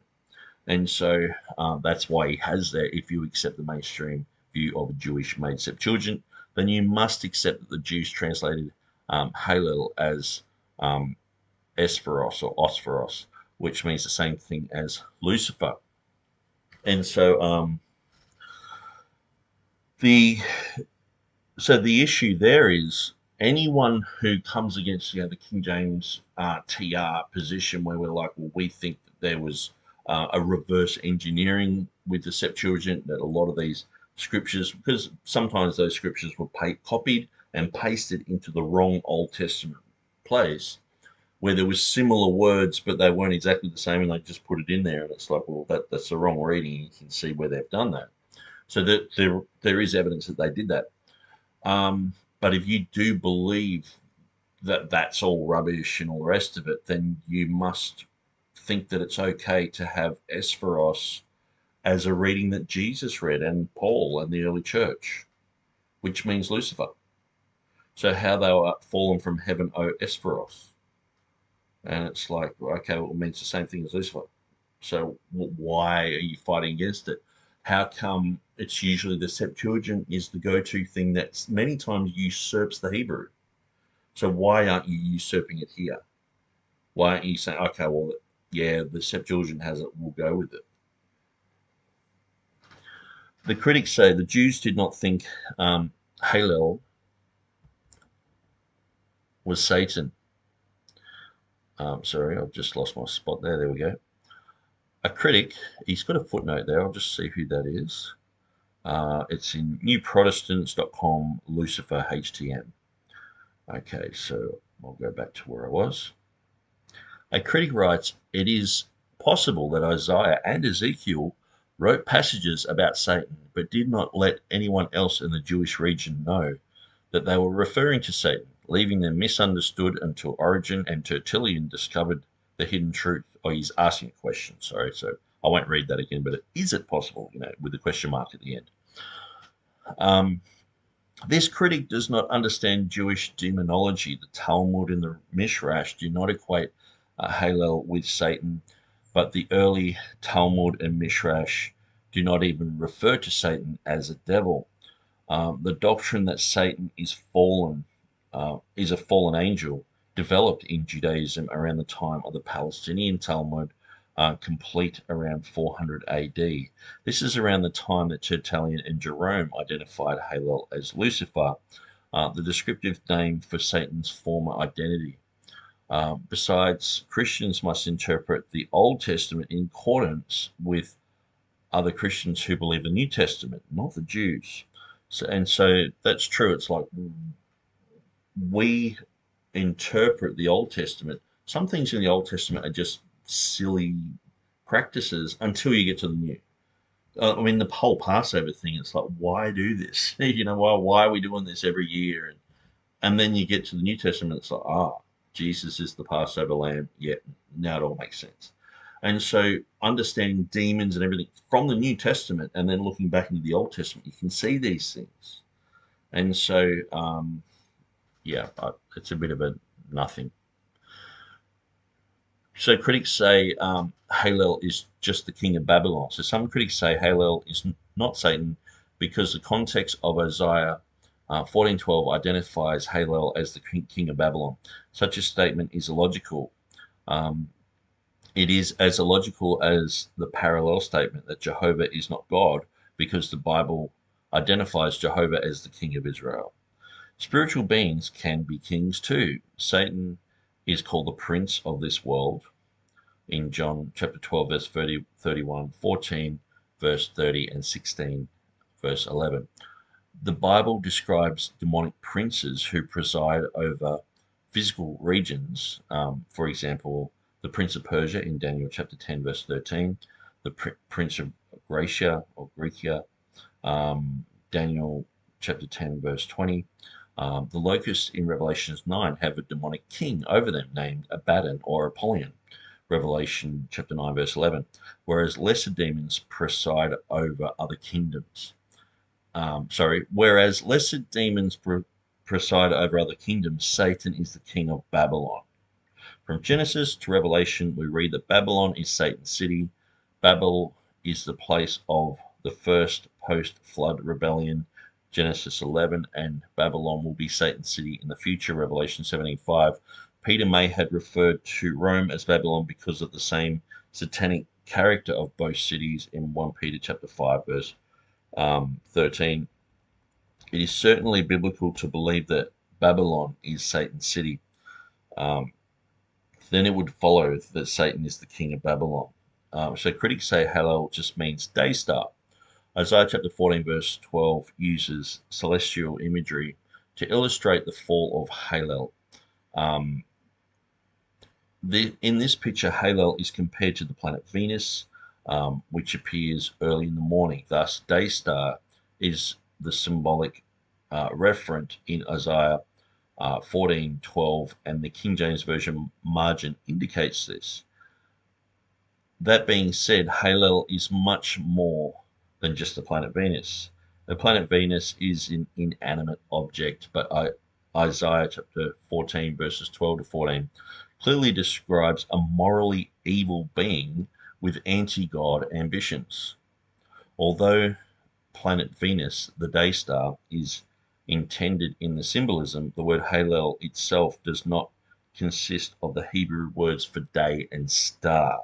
So this was something I was trying to bring out in the debate, but I felt without all the background, it was like, I'm just going to dig a hole for myself, so I dropped it.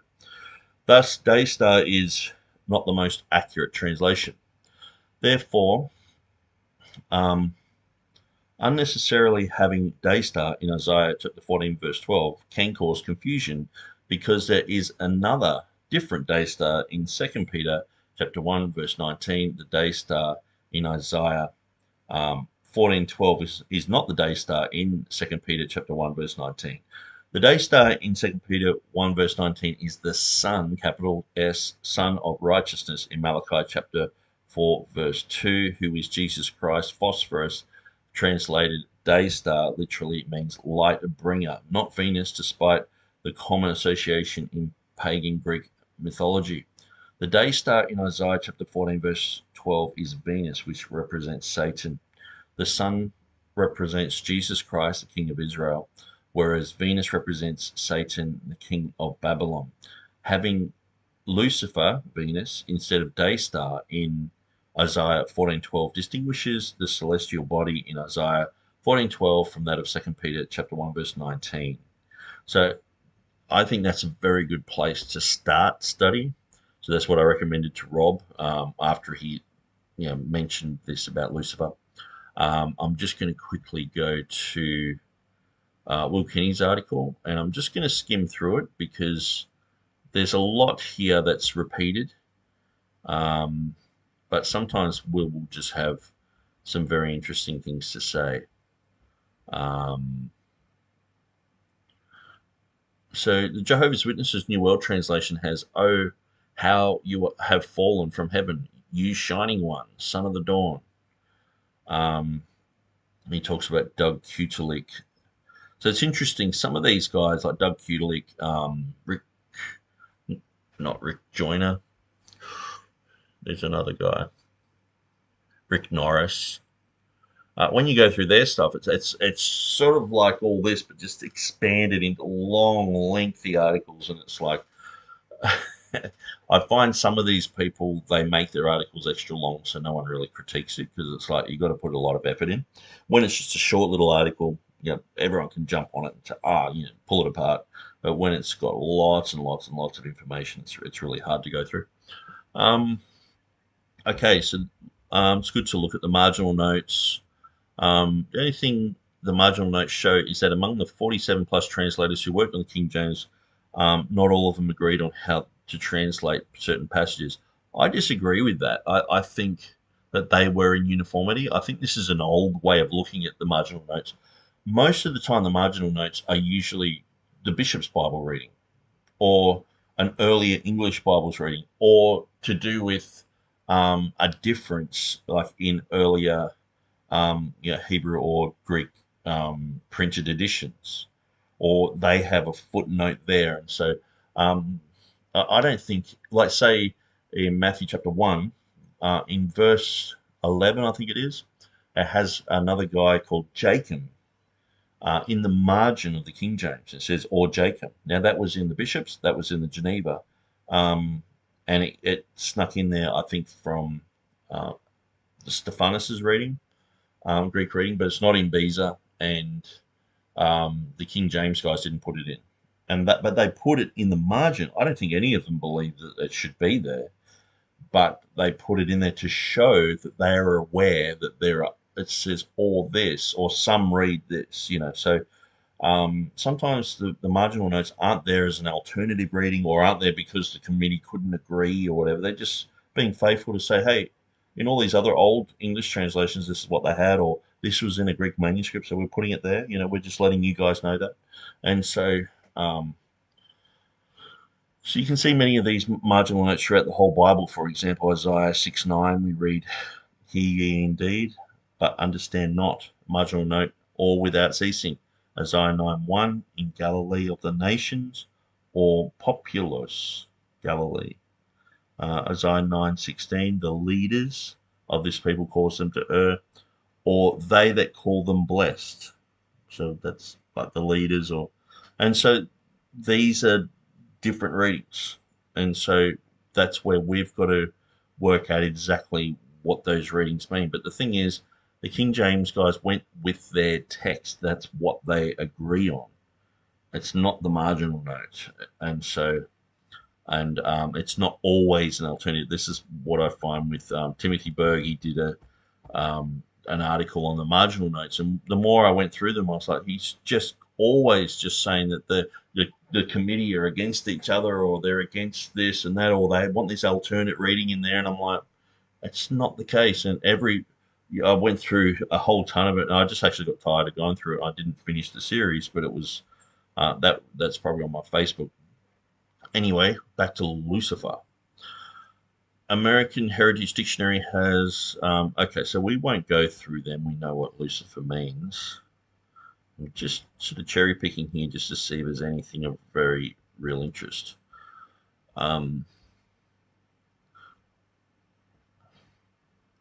Yeah, so that's interesting. The problem with the translation morning star is that the words morning and star are not found here in any Hebrew text.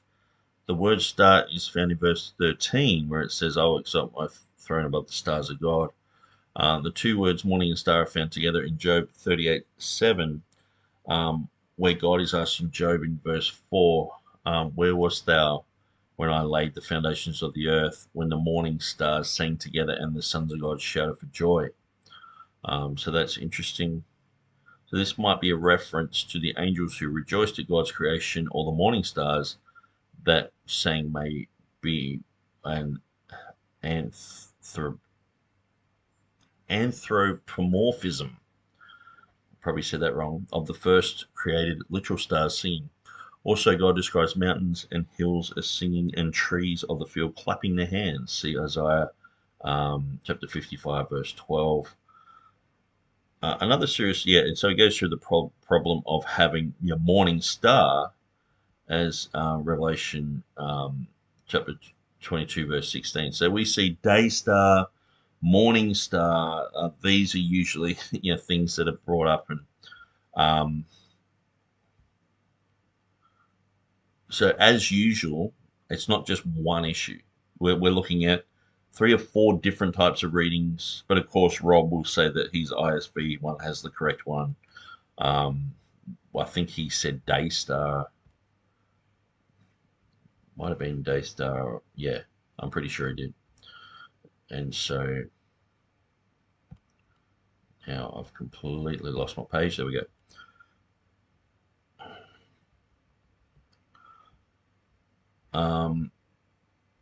So it's interesting. This is one of the things too, is in the modern English Protestant mindset, we just think Latin is evil, where Latin was just another language, and we understand that the Catholics gravitated to Latin. They have all their fixation with Latin, but realistically, we should have sort of stuck with it too. It should be like, I'm not saying just for manuscripts and things like that, but also just for learning. It should still be taught. It's like if I could read Latin and you could read Latin, there's a whole bunch of other literature we could dive into.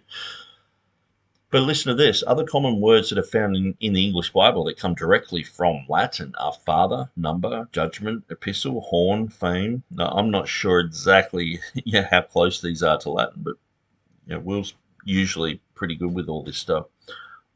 Yet not one of these English words looks remotely like a literal Hebrew or Greek word in the text from which we get our English translations.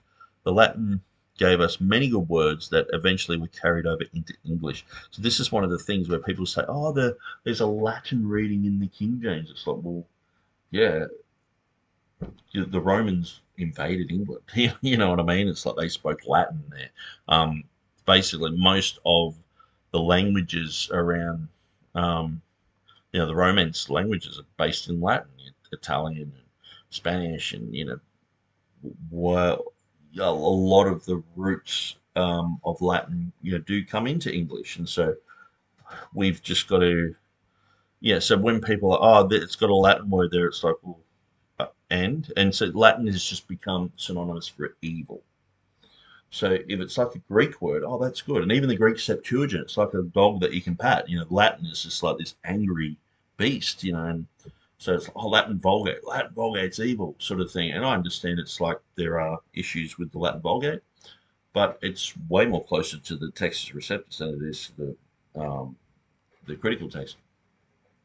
But the thing is, it's like, oh, Latin's evil. So you have a early church writer, oh, he only wrote in Latin. Yeah. Oh, they wrote in Greek. Yeah, let's look at that. And so it's just this strange bias. But if they were writing in Ugaritic, that's like aliens have come down and just given it to you on a silver platter, sort of thing. Apparently. So we just have a comment from Hudson TD777. Did the Eastern Orthodox Church help preserve the Byzantine Greek manuscripts that we have today? Yeah, I would say so. Definitely the Orthodox, and I guess in a way that's where we see any type of corruption that's in manuscripts, which is in all streams of manuscripts, whether it's biblical or not. We see certain biases and certain doctrines and certain things. Like when I was going through Ephesians chapter 3, verse 9, and talking about the koinonia, which is a TR reading, or oikonos, which means basically like, it means a whole bunch of different things, but it's sort of like to do with the household, or it's actually it's a word that encompasses a whole bunch of things. So when I went through and studied that word, what I found was koinonia was sort of attacked in a lot of different places, because koinonia is seen like the fellowship, or the genuine fellowship, the genuine true church, the real church. So it might have been like we say the Orthodox Church or whatever, or that church is Orthodox, so you got the capital O or the small o. I think koinonia had sort of like a similar sort of thing, and so, but you can see that type of thing where historically they had this word that meant a whole bunch of things, and when they were reading scripture, it could have been defined as something that was offensive to them. Because, see, we can do translation if a word becomes like obsolete, or it becomes archaic or whatever. We can update those words, okay? But the Greeks can't do that. If that word morphs into something sideways, and they're like, well, it's still in the Bible, we don't want to change it. But it's almost like they were doing modern Greek, more modern Greek translation over the old one, so, at times. And so, but we can see where they've done that, and we can see culturally why they've done that in certain places. And so, do you know if the Eastern Orthodox Church translated their Bibles like modern Bibles, viewing Codex Sinaiticus Vaticanus as the best? No, absolutely not. They were going with the Byzantine text, and so definitely those texts just simply didn't exist. They just weren't there. It's because they've been. You just sort of got a picture like around 400, those texts are just gone, and then we just have basically just Byzantine and the Latin Vulgate, which is there are similarities between them, and so both of those, like when you look at the Clementine Vulgate, the Clementine Latin, the Clementine Vulgate of 1592, I'm pretty sure it is. That is way closer to the TR than the critical text. That's critical text is like Gnostic, and then revised in these days by Unitarians. It's like this alien weird thing where at least the Byzantine and the Latin we can look at the Byzantine and we can sort of fix up a few things there. We can look at the Latin, and that's why someone like Erasmus, he focused on the Greek, on the Latin, and the early church writings. So that's how he was able to work on the text in that way, being the three closed class of witnesses: the Greek, the Latin, the early church writings. Outside of that, you got the Syriac. That's the sort of thing that uh, Theodore Beza was looking at with Tremelius. You look at other things like Arabic and Ethiopic and all these other different languages, but that's outside of the closed class of witnesses. The three closed class of witnesses: you got the Greek, you got the Latin, you got the early church writings, and so the Greek is primary. And we have to also, when you know Greek properly, you can see where there's solecism. So those things can be fixed up, they can be amended. Just like if we know English fluently, we know when there's an error in it in our text. So those things get fixed up. But also by looking at the Latin, we can check alternative readings. Because it's like, well, hang on, that's been translated as this. Perhaps the Greek was this, and then that brings those sort of things in, or is it just mistranslated, or is it a word that's become changed in the Latin? Then that's all guided by the writings of the early church. So commentaries, especially, but just people quoting the scriptures, and so we can see all that. And sometimes that they'll have a commentary just on one or two words. So those one or two words existed because they're mentioning them 20 times in what they're saying. And so, especially if you read someone like Origen, when I was going through Matthew chapter 1, verses 1 and verses 18, which both have the Genesis word, one has two news and one has one new. And just going through that, and he has a really good understanding of that. And going through, it's like solidifying that that's how the Bible was back in his day. It was matching with the TR. It wasn't matching with the critical text. And so, but I'm not a fan of Origin, but it's like just going through that. It's like he's talking about issues and that, and I can see the TR readings in what he's saying. So, hopefully that helps a little bit. So I won't go through that much else here. But yeah, I would recommend people just go through Will Kinney's article if you still have issues with Lucifer. I mean, for me, it's just like, it's a Latin word, it's a Latin name. There's a whole bunch of names that came from Latin.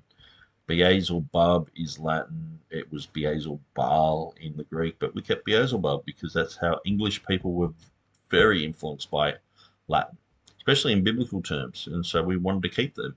There's nothing wrong with doing that. Just like in the translation, a lot of you know about my fixation with the word Easter. When it comes to the celebration of Easter in Pakistan, they use the word Easter for the resurrection celebration, and for anything for Passover they use a different word. And so that's where in the translation I went through and I was like, actually this word Easter fits here in that context. So it's a bit like the Latin influencing the English. Well, English has influenced lots of different languages, and there's nothing wrong with that. There's nothing wrong with it. If they're all saying Happy Easter, that's their cultural usage, well, we may as well put it in the version. And so that's an interesting thing to do that, and to go through every other place where it's Passover in the King James, and then to have Easter there. That's quite fascinating. So anyway, I'm going to drop that issue. Let's let Rob continue. Donnie? You've got 3 minutes and 40 seconds. Okay. The New Testament example of a mistranslation is in Acts 19. I find this quite hilarious, to be honest. This is This is Acts 19:37. I'll bring it up over here. So in Acts 19:37 it says, "For ye have," this is the KJV, "for ye have brought." Now, I just want to point out that you notice that this is sort of like Rob's bringing up Lucifer. He brings up this thing about the goddess Diana, which fell from Jupiter. And the next one he brings up is like, I think it's Deuteronomy 32:28 or something like that. And it's like this, twist of, instead of the children of Israel, it's the sons of God, or, whatever the Dead Sea Scrolls apparently have the reading, or something like that. But they're all to do with the Heiser doctrine. They're all to do with, different gods. They're all to do, the Jupiter thing, the Venus thing. They're all to do with these obscure passages, and that's because that's what he is focused upon. He's focused upon all that Heiser stuff, the zodiac. Revelation chapter 12 is the zodiac, the 12 stars of the signs of and all this sort of stuff. It's to do with ancient cultures, other cultures, that we can squeeze, their culture sort of into the Hebrew mindset and all this stuff. So I just sort of point that out, because usually if I was talking to someone and they weren't into Heiser, which I didn't think Stephen Boyce was like that, but apparently it's getting like that. With his exception of Enoch. When I listened to his thing on Enoch the other day, I was just shocked. I was like, no, this guy is getting into Rob. And see, the thing is, these guys are all watching each other and looking at everything. And I saw even, like, it was Mike Winger was on Rob's show, like, talking to Heiser and asking questions. And I was thinking, man, these guys are just getting garbage. It's, when I see Heiser's head, I just see the Bart Ehrman of the Old Testament, just someone who is a Marcion, just willing to chop up the Bible. And it's interesting, the parallel between Solomon. You have these two people coming to Solomon, and there's a dead baby and a living baby. And Solomon's like, okay, we'll cut the baby in half and we'll give it to this other one, and they're delighted to do that. And that's what I find with a lot of these people, that, like, Rob's like, oh, it doesn't really bother me that Acts chapter 9 doesn't have those words. They could be in or they could be out. And when you took some of my videos that I've done looking at Peter Gurry, he's like, well, you could sort of, I'm sort of defending the TR here, but we actually go with the other reading. And so it's like, which one do you go with? And like Stephen Boyce, he's like, he'll be there with James White, like, oh, the last 12 verses are marked ridiculous. But then he's like, oh, actually, I just talked to James Snap, and I think they should be in there. I'm standing against all my colleagues here, but it should be in there. And they're just willing to chop the baby in half, and because they've got this dead thing. They've destroyed, their Bible is just dead. It's not alive. It's full of errors, full of full of poison. It's toxic. It's a mess. It's just festering. They want the live baby. Cut it in half, chop it up, sort of thing. And it's like, only someone who's spiritually dead will want to go against Revelation chapter 22, verses 18 and 19, and also all the other verses. I bring up that and they're like, oh, it's only to do with Revelation. So, okay. So I guess Proverbs is only just to do with, when it says don't add to the words or take away from them, or in Deuteronomy or other places. And they only apply to those books. I guess, being born again only applies to the book of John. Outside of that, that's what Jehovah's Witnesses sort of think. Oh, born again, no, that's only for the 144,000 who go to heaven. The rest of us who stay on the earth, we don't have to be born again. And it's like, okay, you've read into that verse a whole bunch of stuff that's just not there. Anyway, but we'll just continue with this, because the KJV Today article on this is quite short, but I tend to agree with Will's answer with this. And I actually don't think I answered this in the debate, in the post-debate chat group I mentioned it, and Rob had to go, but I mentioned it, and he had to leave. But it was like I dropped a bomb. He was like, where it says robbers of churches. Basically, I was saying, no, it's actually talking about true churches, not talking about a temple, not robbers of temples. It's robbers of churches because the church had actually been there for 2 years. So you've got someone saying that you've got this temple of the goddess Diana, and then you've got some churches around the city of, and obviously people are being affected by this because they're saying that it's affecting their trade and all sorts of things. So these churches are growing. So when one of the main guys of the town, he gets up. So Demetrius, it says, oh, it doesn't say who it is there, but he was one of the main guys of the town, and he gets up and says, "Look, they're not coming against your temple. Everyone knows you got your temple there, and they're not robbing the churches. They're not fleecing them. They're not just coming here to make money like most other religions do. They're coming here just to preach the gospel, and they're very humble people, and they're not robbing their churches." So, and this is the whole thing. They're trying to interpret this according to the context. And so, yeah, the Erosilis, that's robbers of churches. So you notice it's got the Q there. I'm sure that if you clicked on that, it would go to the Dan Wallace article or whatever. But they have here, for you have brought these men here, although they neither rob temples nor blaspheme our goddess. So they've just read the temple thing into it, where robbers of churches, that is the context there, and clearly the churches had already been there for a couple of years and had exploded and then grown.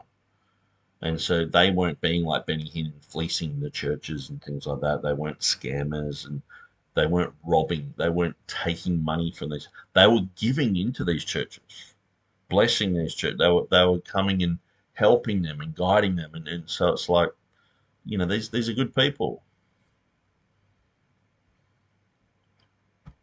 Hither these men, which are neither robbers of churches, nor yet blasphemers of your goddess.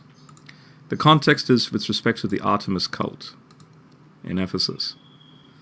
And notice it says robbers of churches. No translation. The underlying Greek word is not ecclesia. So you notice he's like, no translation. Okay, so no translation says in Genesis shiny one. It's like, how can you make that your argument? You know what I mean? It's robbers or thieves of temples. Ecclesia was never associated with a pagan, because ecclesia doesn't mean also a building. It means a community, a group. So here's just another example of a mistranslation. And by the way, the Textus Receptus and all the commentators immediately post KJV, John Wesley. I mean, not John Wesley. I think Matthew Henry would be one. And also there's another guy named John something. But all of them will point out that it should not read churches. It should read the temples. Now, I'm not going against the Textus Receptus here. That's not the issue of the debate. You've had that debate with other people like Stephen Boyce and a few others. My issue here is the KJV superior to modern? I didn't have that debate with Stephen Boyce. We debated Revelation 16:5. He brought up a whole bunch of Ethiopic stuff that didn't really matter.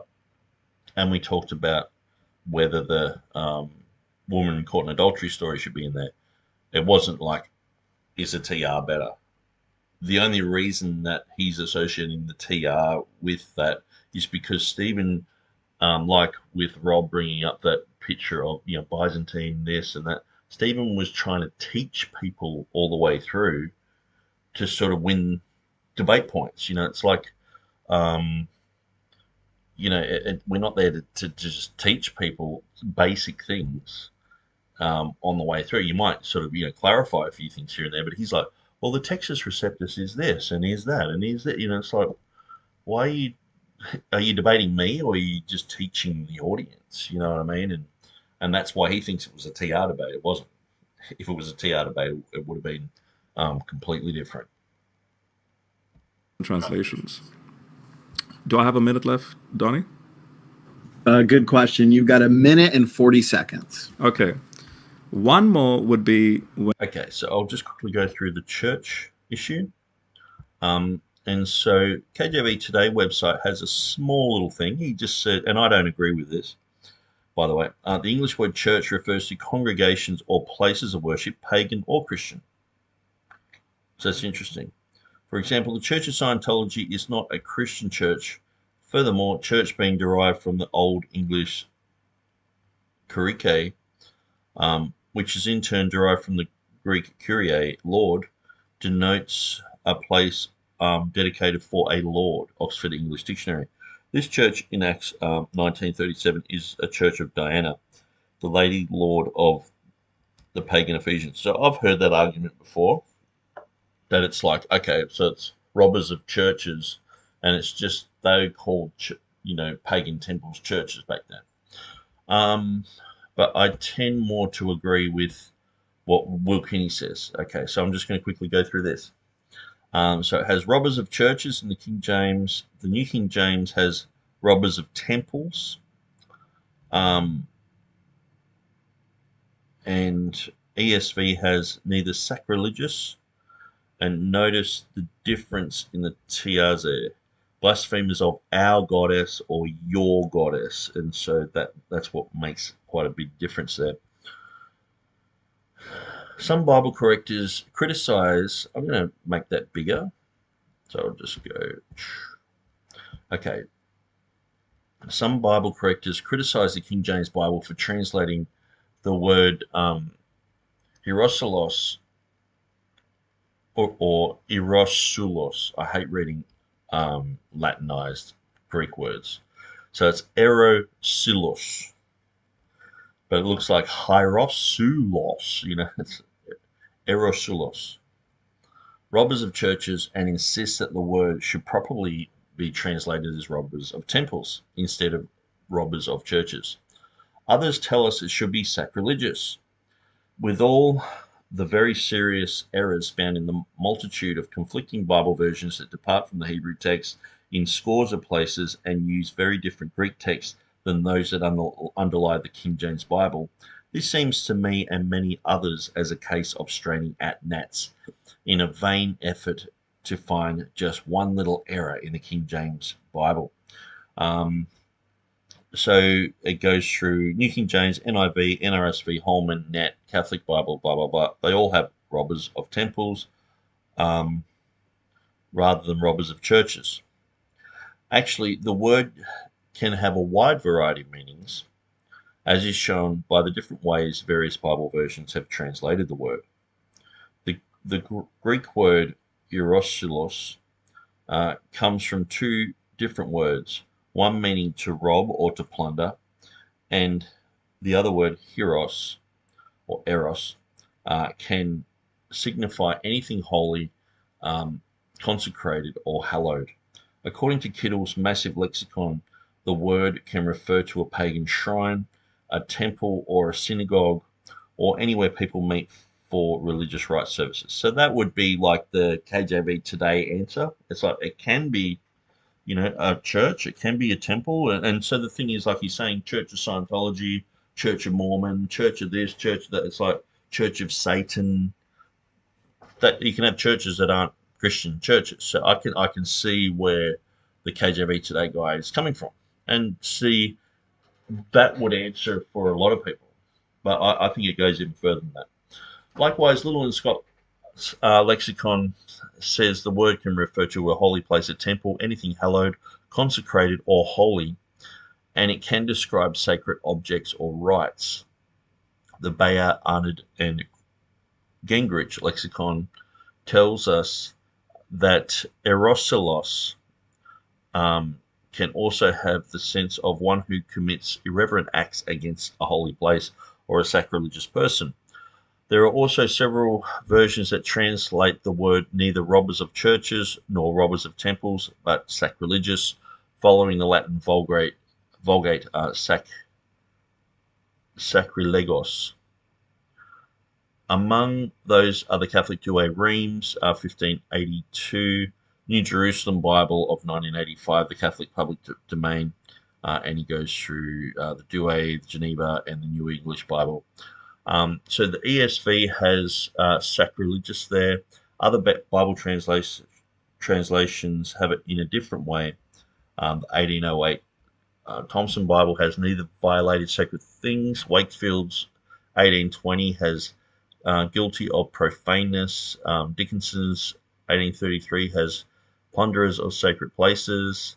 The Ainsley 1869 has robbers of blasphemers. I won't read through all the titles, but I'll just read them what they say. Do not rob houses of worship. Not doing damage to the holy place. Have committed no sacrilege. Not being guilty of disloyalty. Neither despoilers of the sanctuary. Robbers of assemblies. Neither robbers of temples. So gives you a bit of an understanding that. So neither robbers of churches. So we're looking at Tyndale has robbers of churches, Coverdale, neither church robbers, the Great Bible, robbers of churches, Matthews, bishops, and it just goes through a whole bunch of them have church robbers or robbers of churches, and then it's got a bunch of foreign language Bibles have the same. So Matthew Henry, he notes in his commentary in verse 37, you have brought hither these men and are ready to pull them to pieces, but have you considered what is their transgression, what is their offence? Can you prove upon them? They are not robbers of churches, caps mine. You cannot charge them with sacrilege or taking away any dedicated thing.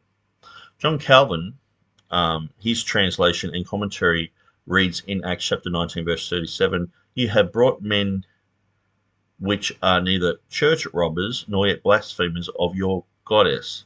Calvin remarks, he doth both truly and well deny that they be church robbers.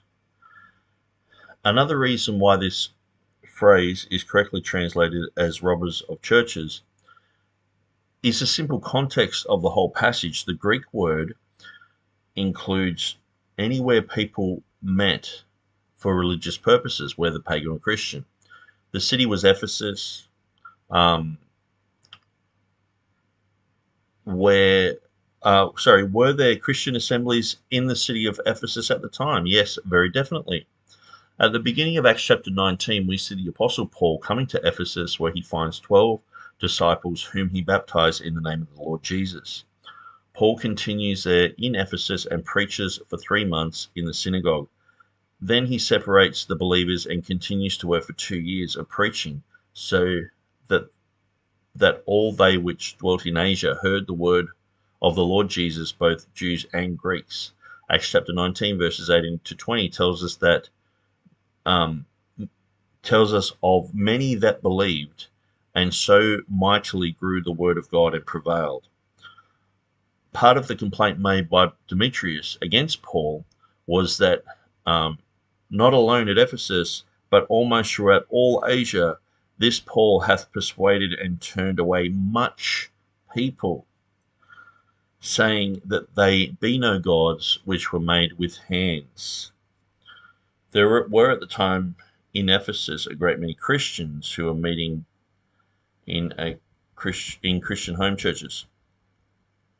So when the town clerk of Ephesus arises to quell the uproar, he appeals to the known character of Paul by saying he was neither a robber of churches nor yet blasphemers of your goddess. This would include both the Christian churches and also their pagan religion. Also, keep in mind, I'll just move that away from my head there if you're reading along. Also, keep in mind that when many modern versions translate this as robbers of temples, there was only one, the temple of the great goddess Diana Artemis, and it was located near Ephesus. There was no such thing as other temples of the goddess Diana in other parts of the world. And so then he's got a link to the Wikipedia article there. The Apostle Paul was not a robber of churches. He wasn't taking financial advantage of the many Christian believers who lived in Ephesus, and everyone knew this. In fact, in the very next chapter of Acts chapter 20, it is recorded that Paul later sent for the elders of Ephesus to come to him so that he could give them one last charge or commandment. There already were established churches in Ephesus and the surrounding regions with elders feeding the flock. Paul reminds them that they've been preaching among them for 3 years. He said, "Ye know that from the first day that I came to Asia, after what manner I have been with you at all seasons, I have coveted no man's silver, nor gold, nor apparel. Yea, ye yourselves know that these hands have ministered unto my necessities. And to them that were with me, it is more blessed to give than to receive." It is well known that Paul was no robber of churches. The King James Bible is correct. It is more than just a bit hypocritical of the modern versionists to insist that the word heron or eron must be translated only as temple. All the modern versions frequently translate the same word in a variety of ways. The word heron or eron itself in the NASB is variously translated as temple, sanctuary, and shrine. The NIV has both temple and shrine. A couple more examples of the modern versions, where the modern versions give a variety of meanings to a single word, is shown in the following. In Hebrew, the word binar, 1002, is used 17 times and also always translated as palace in the King James Bible. The NASB Complete Concordance defines the word as castle or palace, and then translated the word as capital 10 times, capital 1 time, citadel 1 time, fortress twice, and temple 2 times. The word ecclesia is usually translated as church, yet the NASB, NIV, ESV have also rendered this as assembly and congregation when the word has nothing to do with the Christian church. In the same chapter of Acts 19, verses 32, 39, 41, the word ecclesia is used 3 times to describe a mass of unconverted people coming together in a public protest against Paul. Some therefore crying one thing and some another. The assembly, a ecclesia, was confused, and the more people, and the more part knew not wherefore they had come together. Oh, wait, maybe it does sound like a lot of churches after all. Okay, well, I was just having a dig there. They all came together and they didn't know what was going on. It's like, okay, that's the majority of churches. It is used again in Acts 19:39, but if ye inquire anything concerning other matters, it shall be determined in a lawful assembly, a ecclesia. And again in verse 41, and when he had thus spoken, he dismissed the assembly, a ecclesia. So in this very chapter, we have an example of a particular Greek word that has a different meaning than the usual one that we find associated with it. Likewise, the word naos or nous is usually translated as temple. Yet the NASB has translated the word as sanctuary and shrine. There's nothing wrong with the way the King James Bible and several other Bibles have translated the word as robbers of churches. It fits the context of the whole chapter, since there were many Christians meeting in the city and the character of Paul was well known to everyone. Those who insist that it's wrong are straining at gnats and swallowing a camel, and I would agree wholeheartedly with Will Kinney's understanding there. So first off, he's basically saying, well, church can mean, like Church of Scientology, Church of Satan, Church of Diana, or whatever. But then he's like, well, actually, there were churches there, and Paul, was preaching. That's why they were in an uproar, because there were so many Christians now. And then he's basically like, well, why is it robbers of churches, plural, when there's only one temple of Diana, Artemis? And then also there's the issue, which he didn't really touch on that much there, but I think that would be something that I would focus on too. Nor blasphemers of your goddess in the King James, but in ESV, our goddess. That's interesting. And so there's a change there. The blasphemers of our goddess. So he's speaking for himself, where it's like, oh, they're all not Christian. Where probably half the crowd is Christian. And that's the thing, when you go through, like I did with explaining about the accuracy of the King James, when you go through the word church in the King James, ecclesia is the church, it's the believing ones. Then you have the assembly, which is a mixed group, and then you have the congregation, which is the Jews. And so the King James tidied that up. They got these different words that were used by Tyndale and used by other people, and they just went, hang on, they're using it all over the place here. And that they saw that some people were trying to squeeze it in a certain way, some people were trying to squeeze it in another direction, and they just defined it perfectly. And according to English culture, according to English usage, and many times we just sense that a congregation of the Jews, yeah, it's correct. We sense that assembly, it's a mix of different people. We sense a church is the church of believers, but that's where you get people going back to, Tyndale. Oh, he was correct because assembly, ecclesia shouldn't be there, or King James squeezed that in, or whatever, and they have this bias. So anyway, I'm not going to continue on anymore with this, because the next place that Rob goes to is Deuteronomy, and so that's quite a big issue. So I've gone long enough, I think. When you see this in Deuteronomy 32:43. Yeah, Deuteronomy 22:43. And I'll just go to Hebrews 1:6. 42. Well, 32:42. let me go to Deuteronomy 43 in the KJV as well. 32:43. So all right. See how one radically different readings. Rejoice with him, all heavens. Bow down to him, all gods. Rejoice, O ye nations, with his people, for he will avenge us.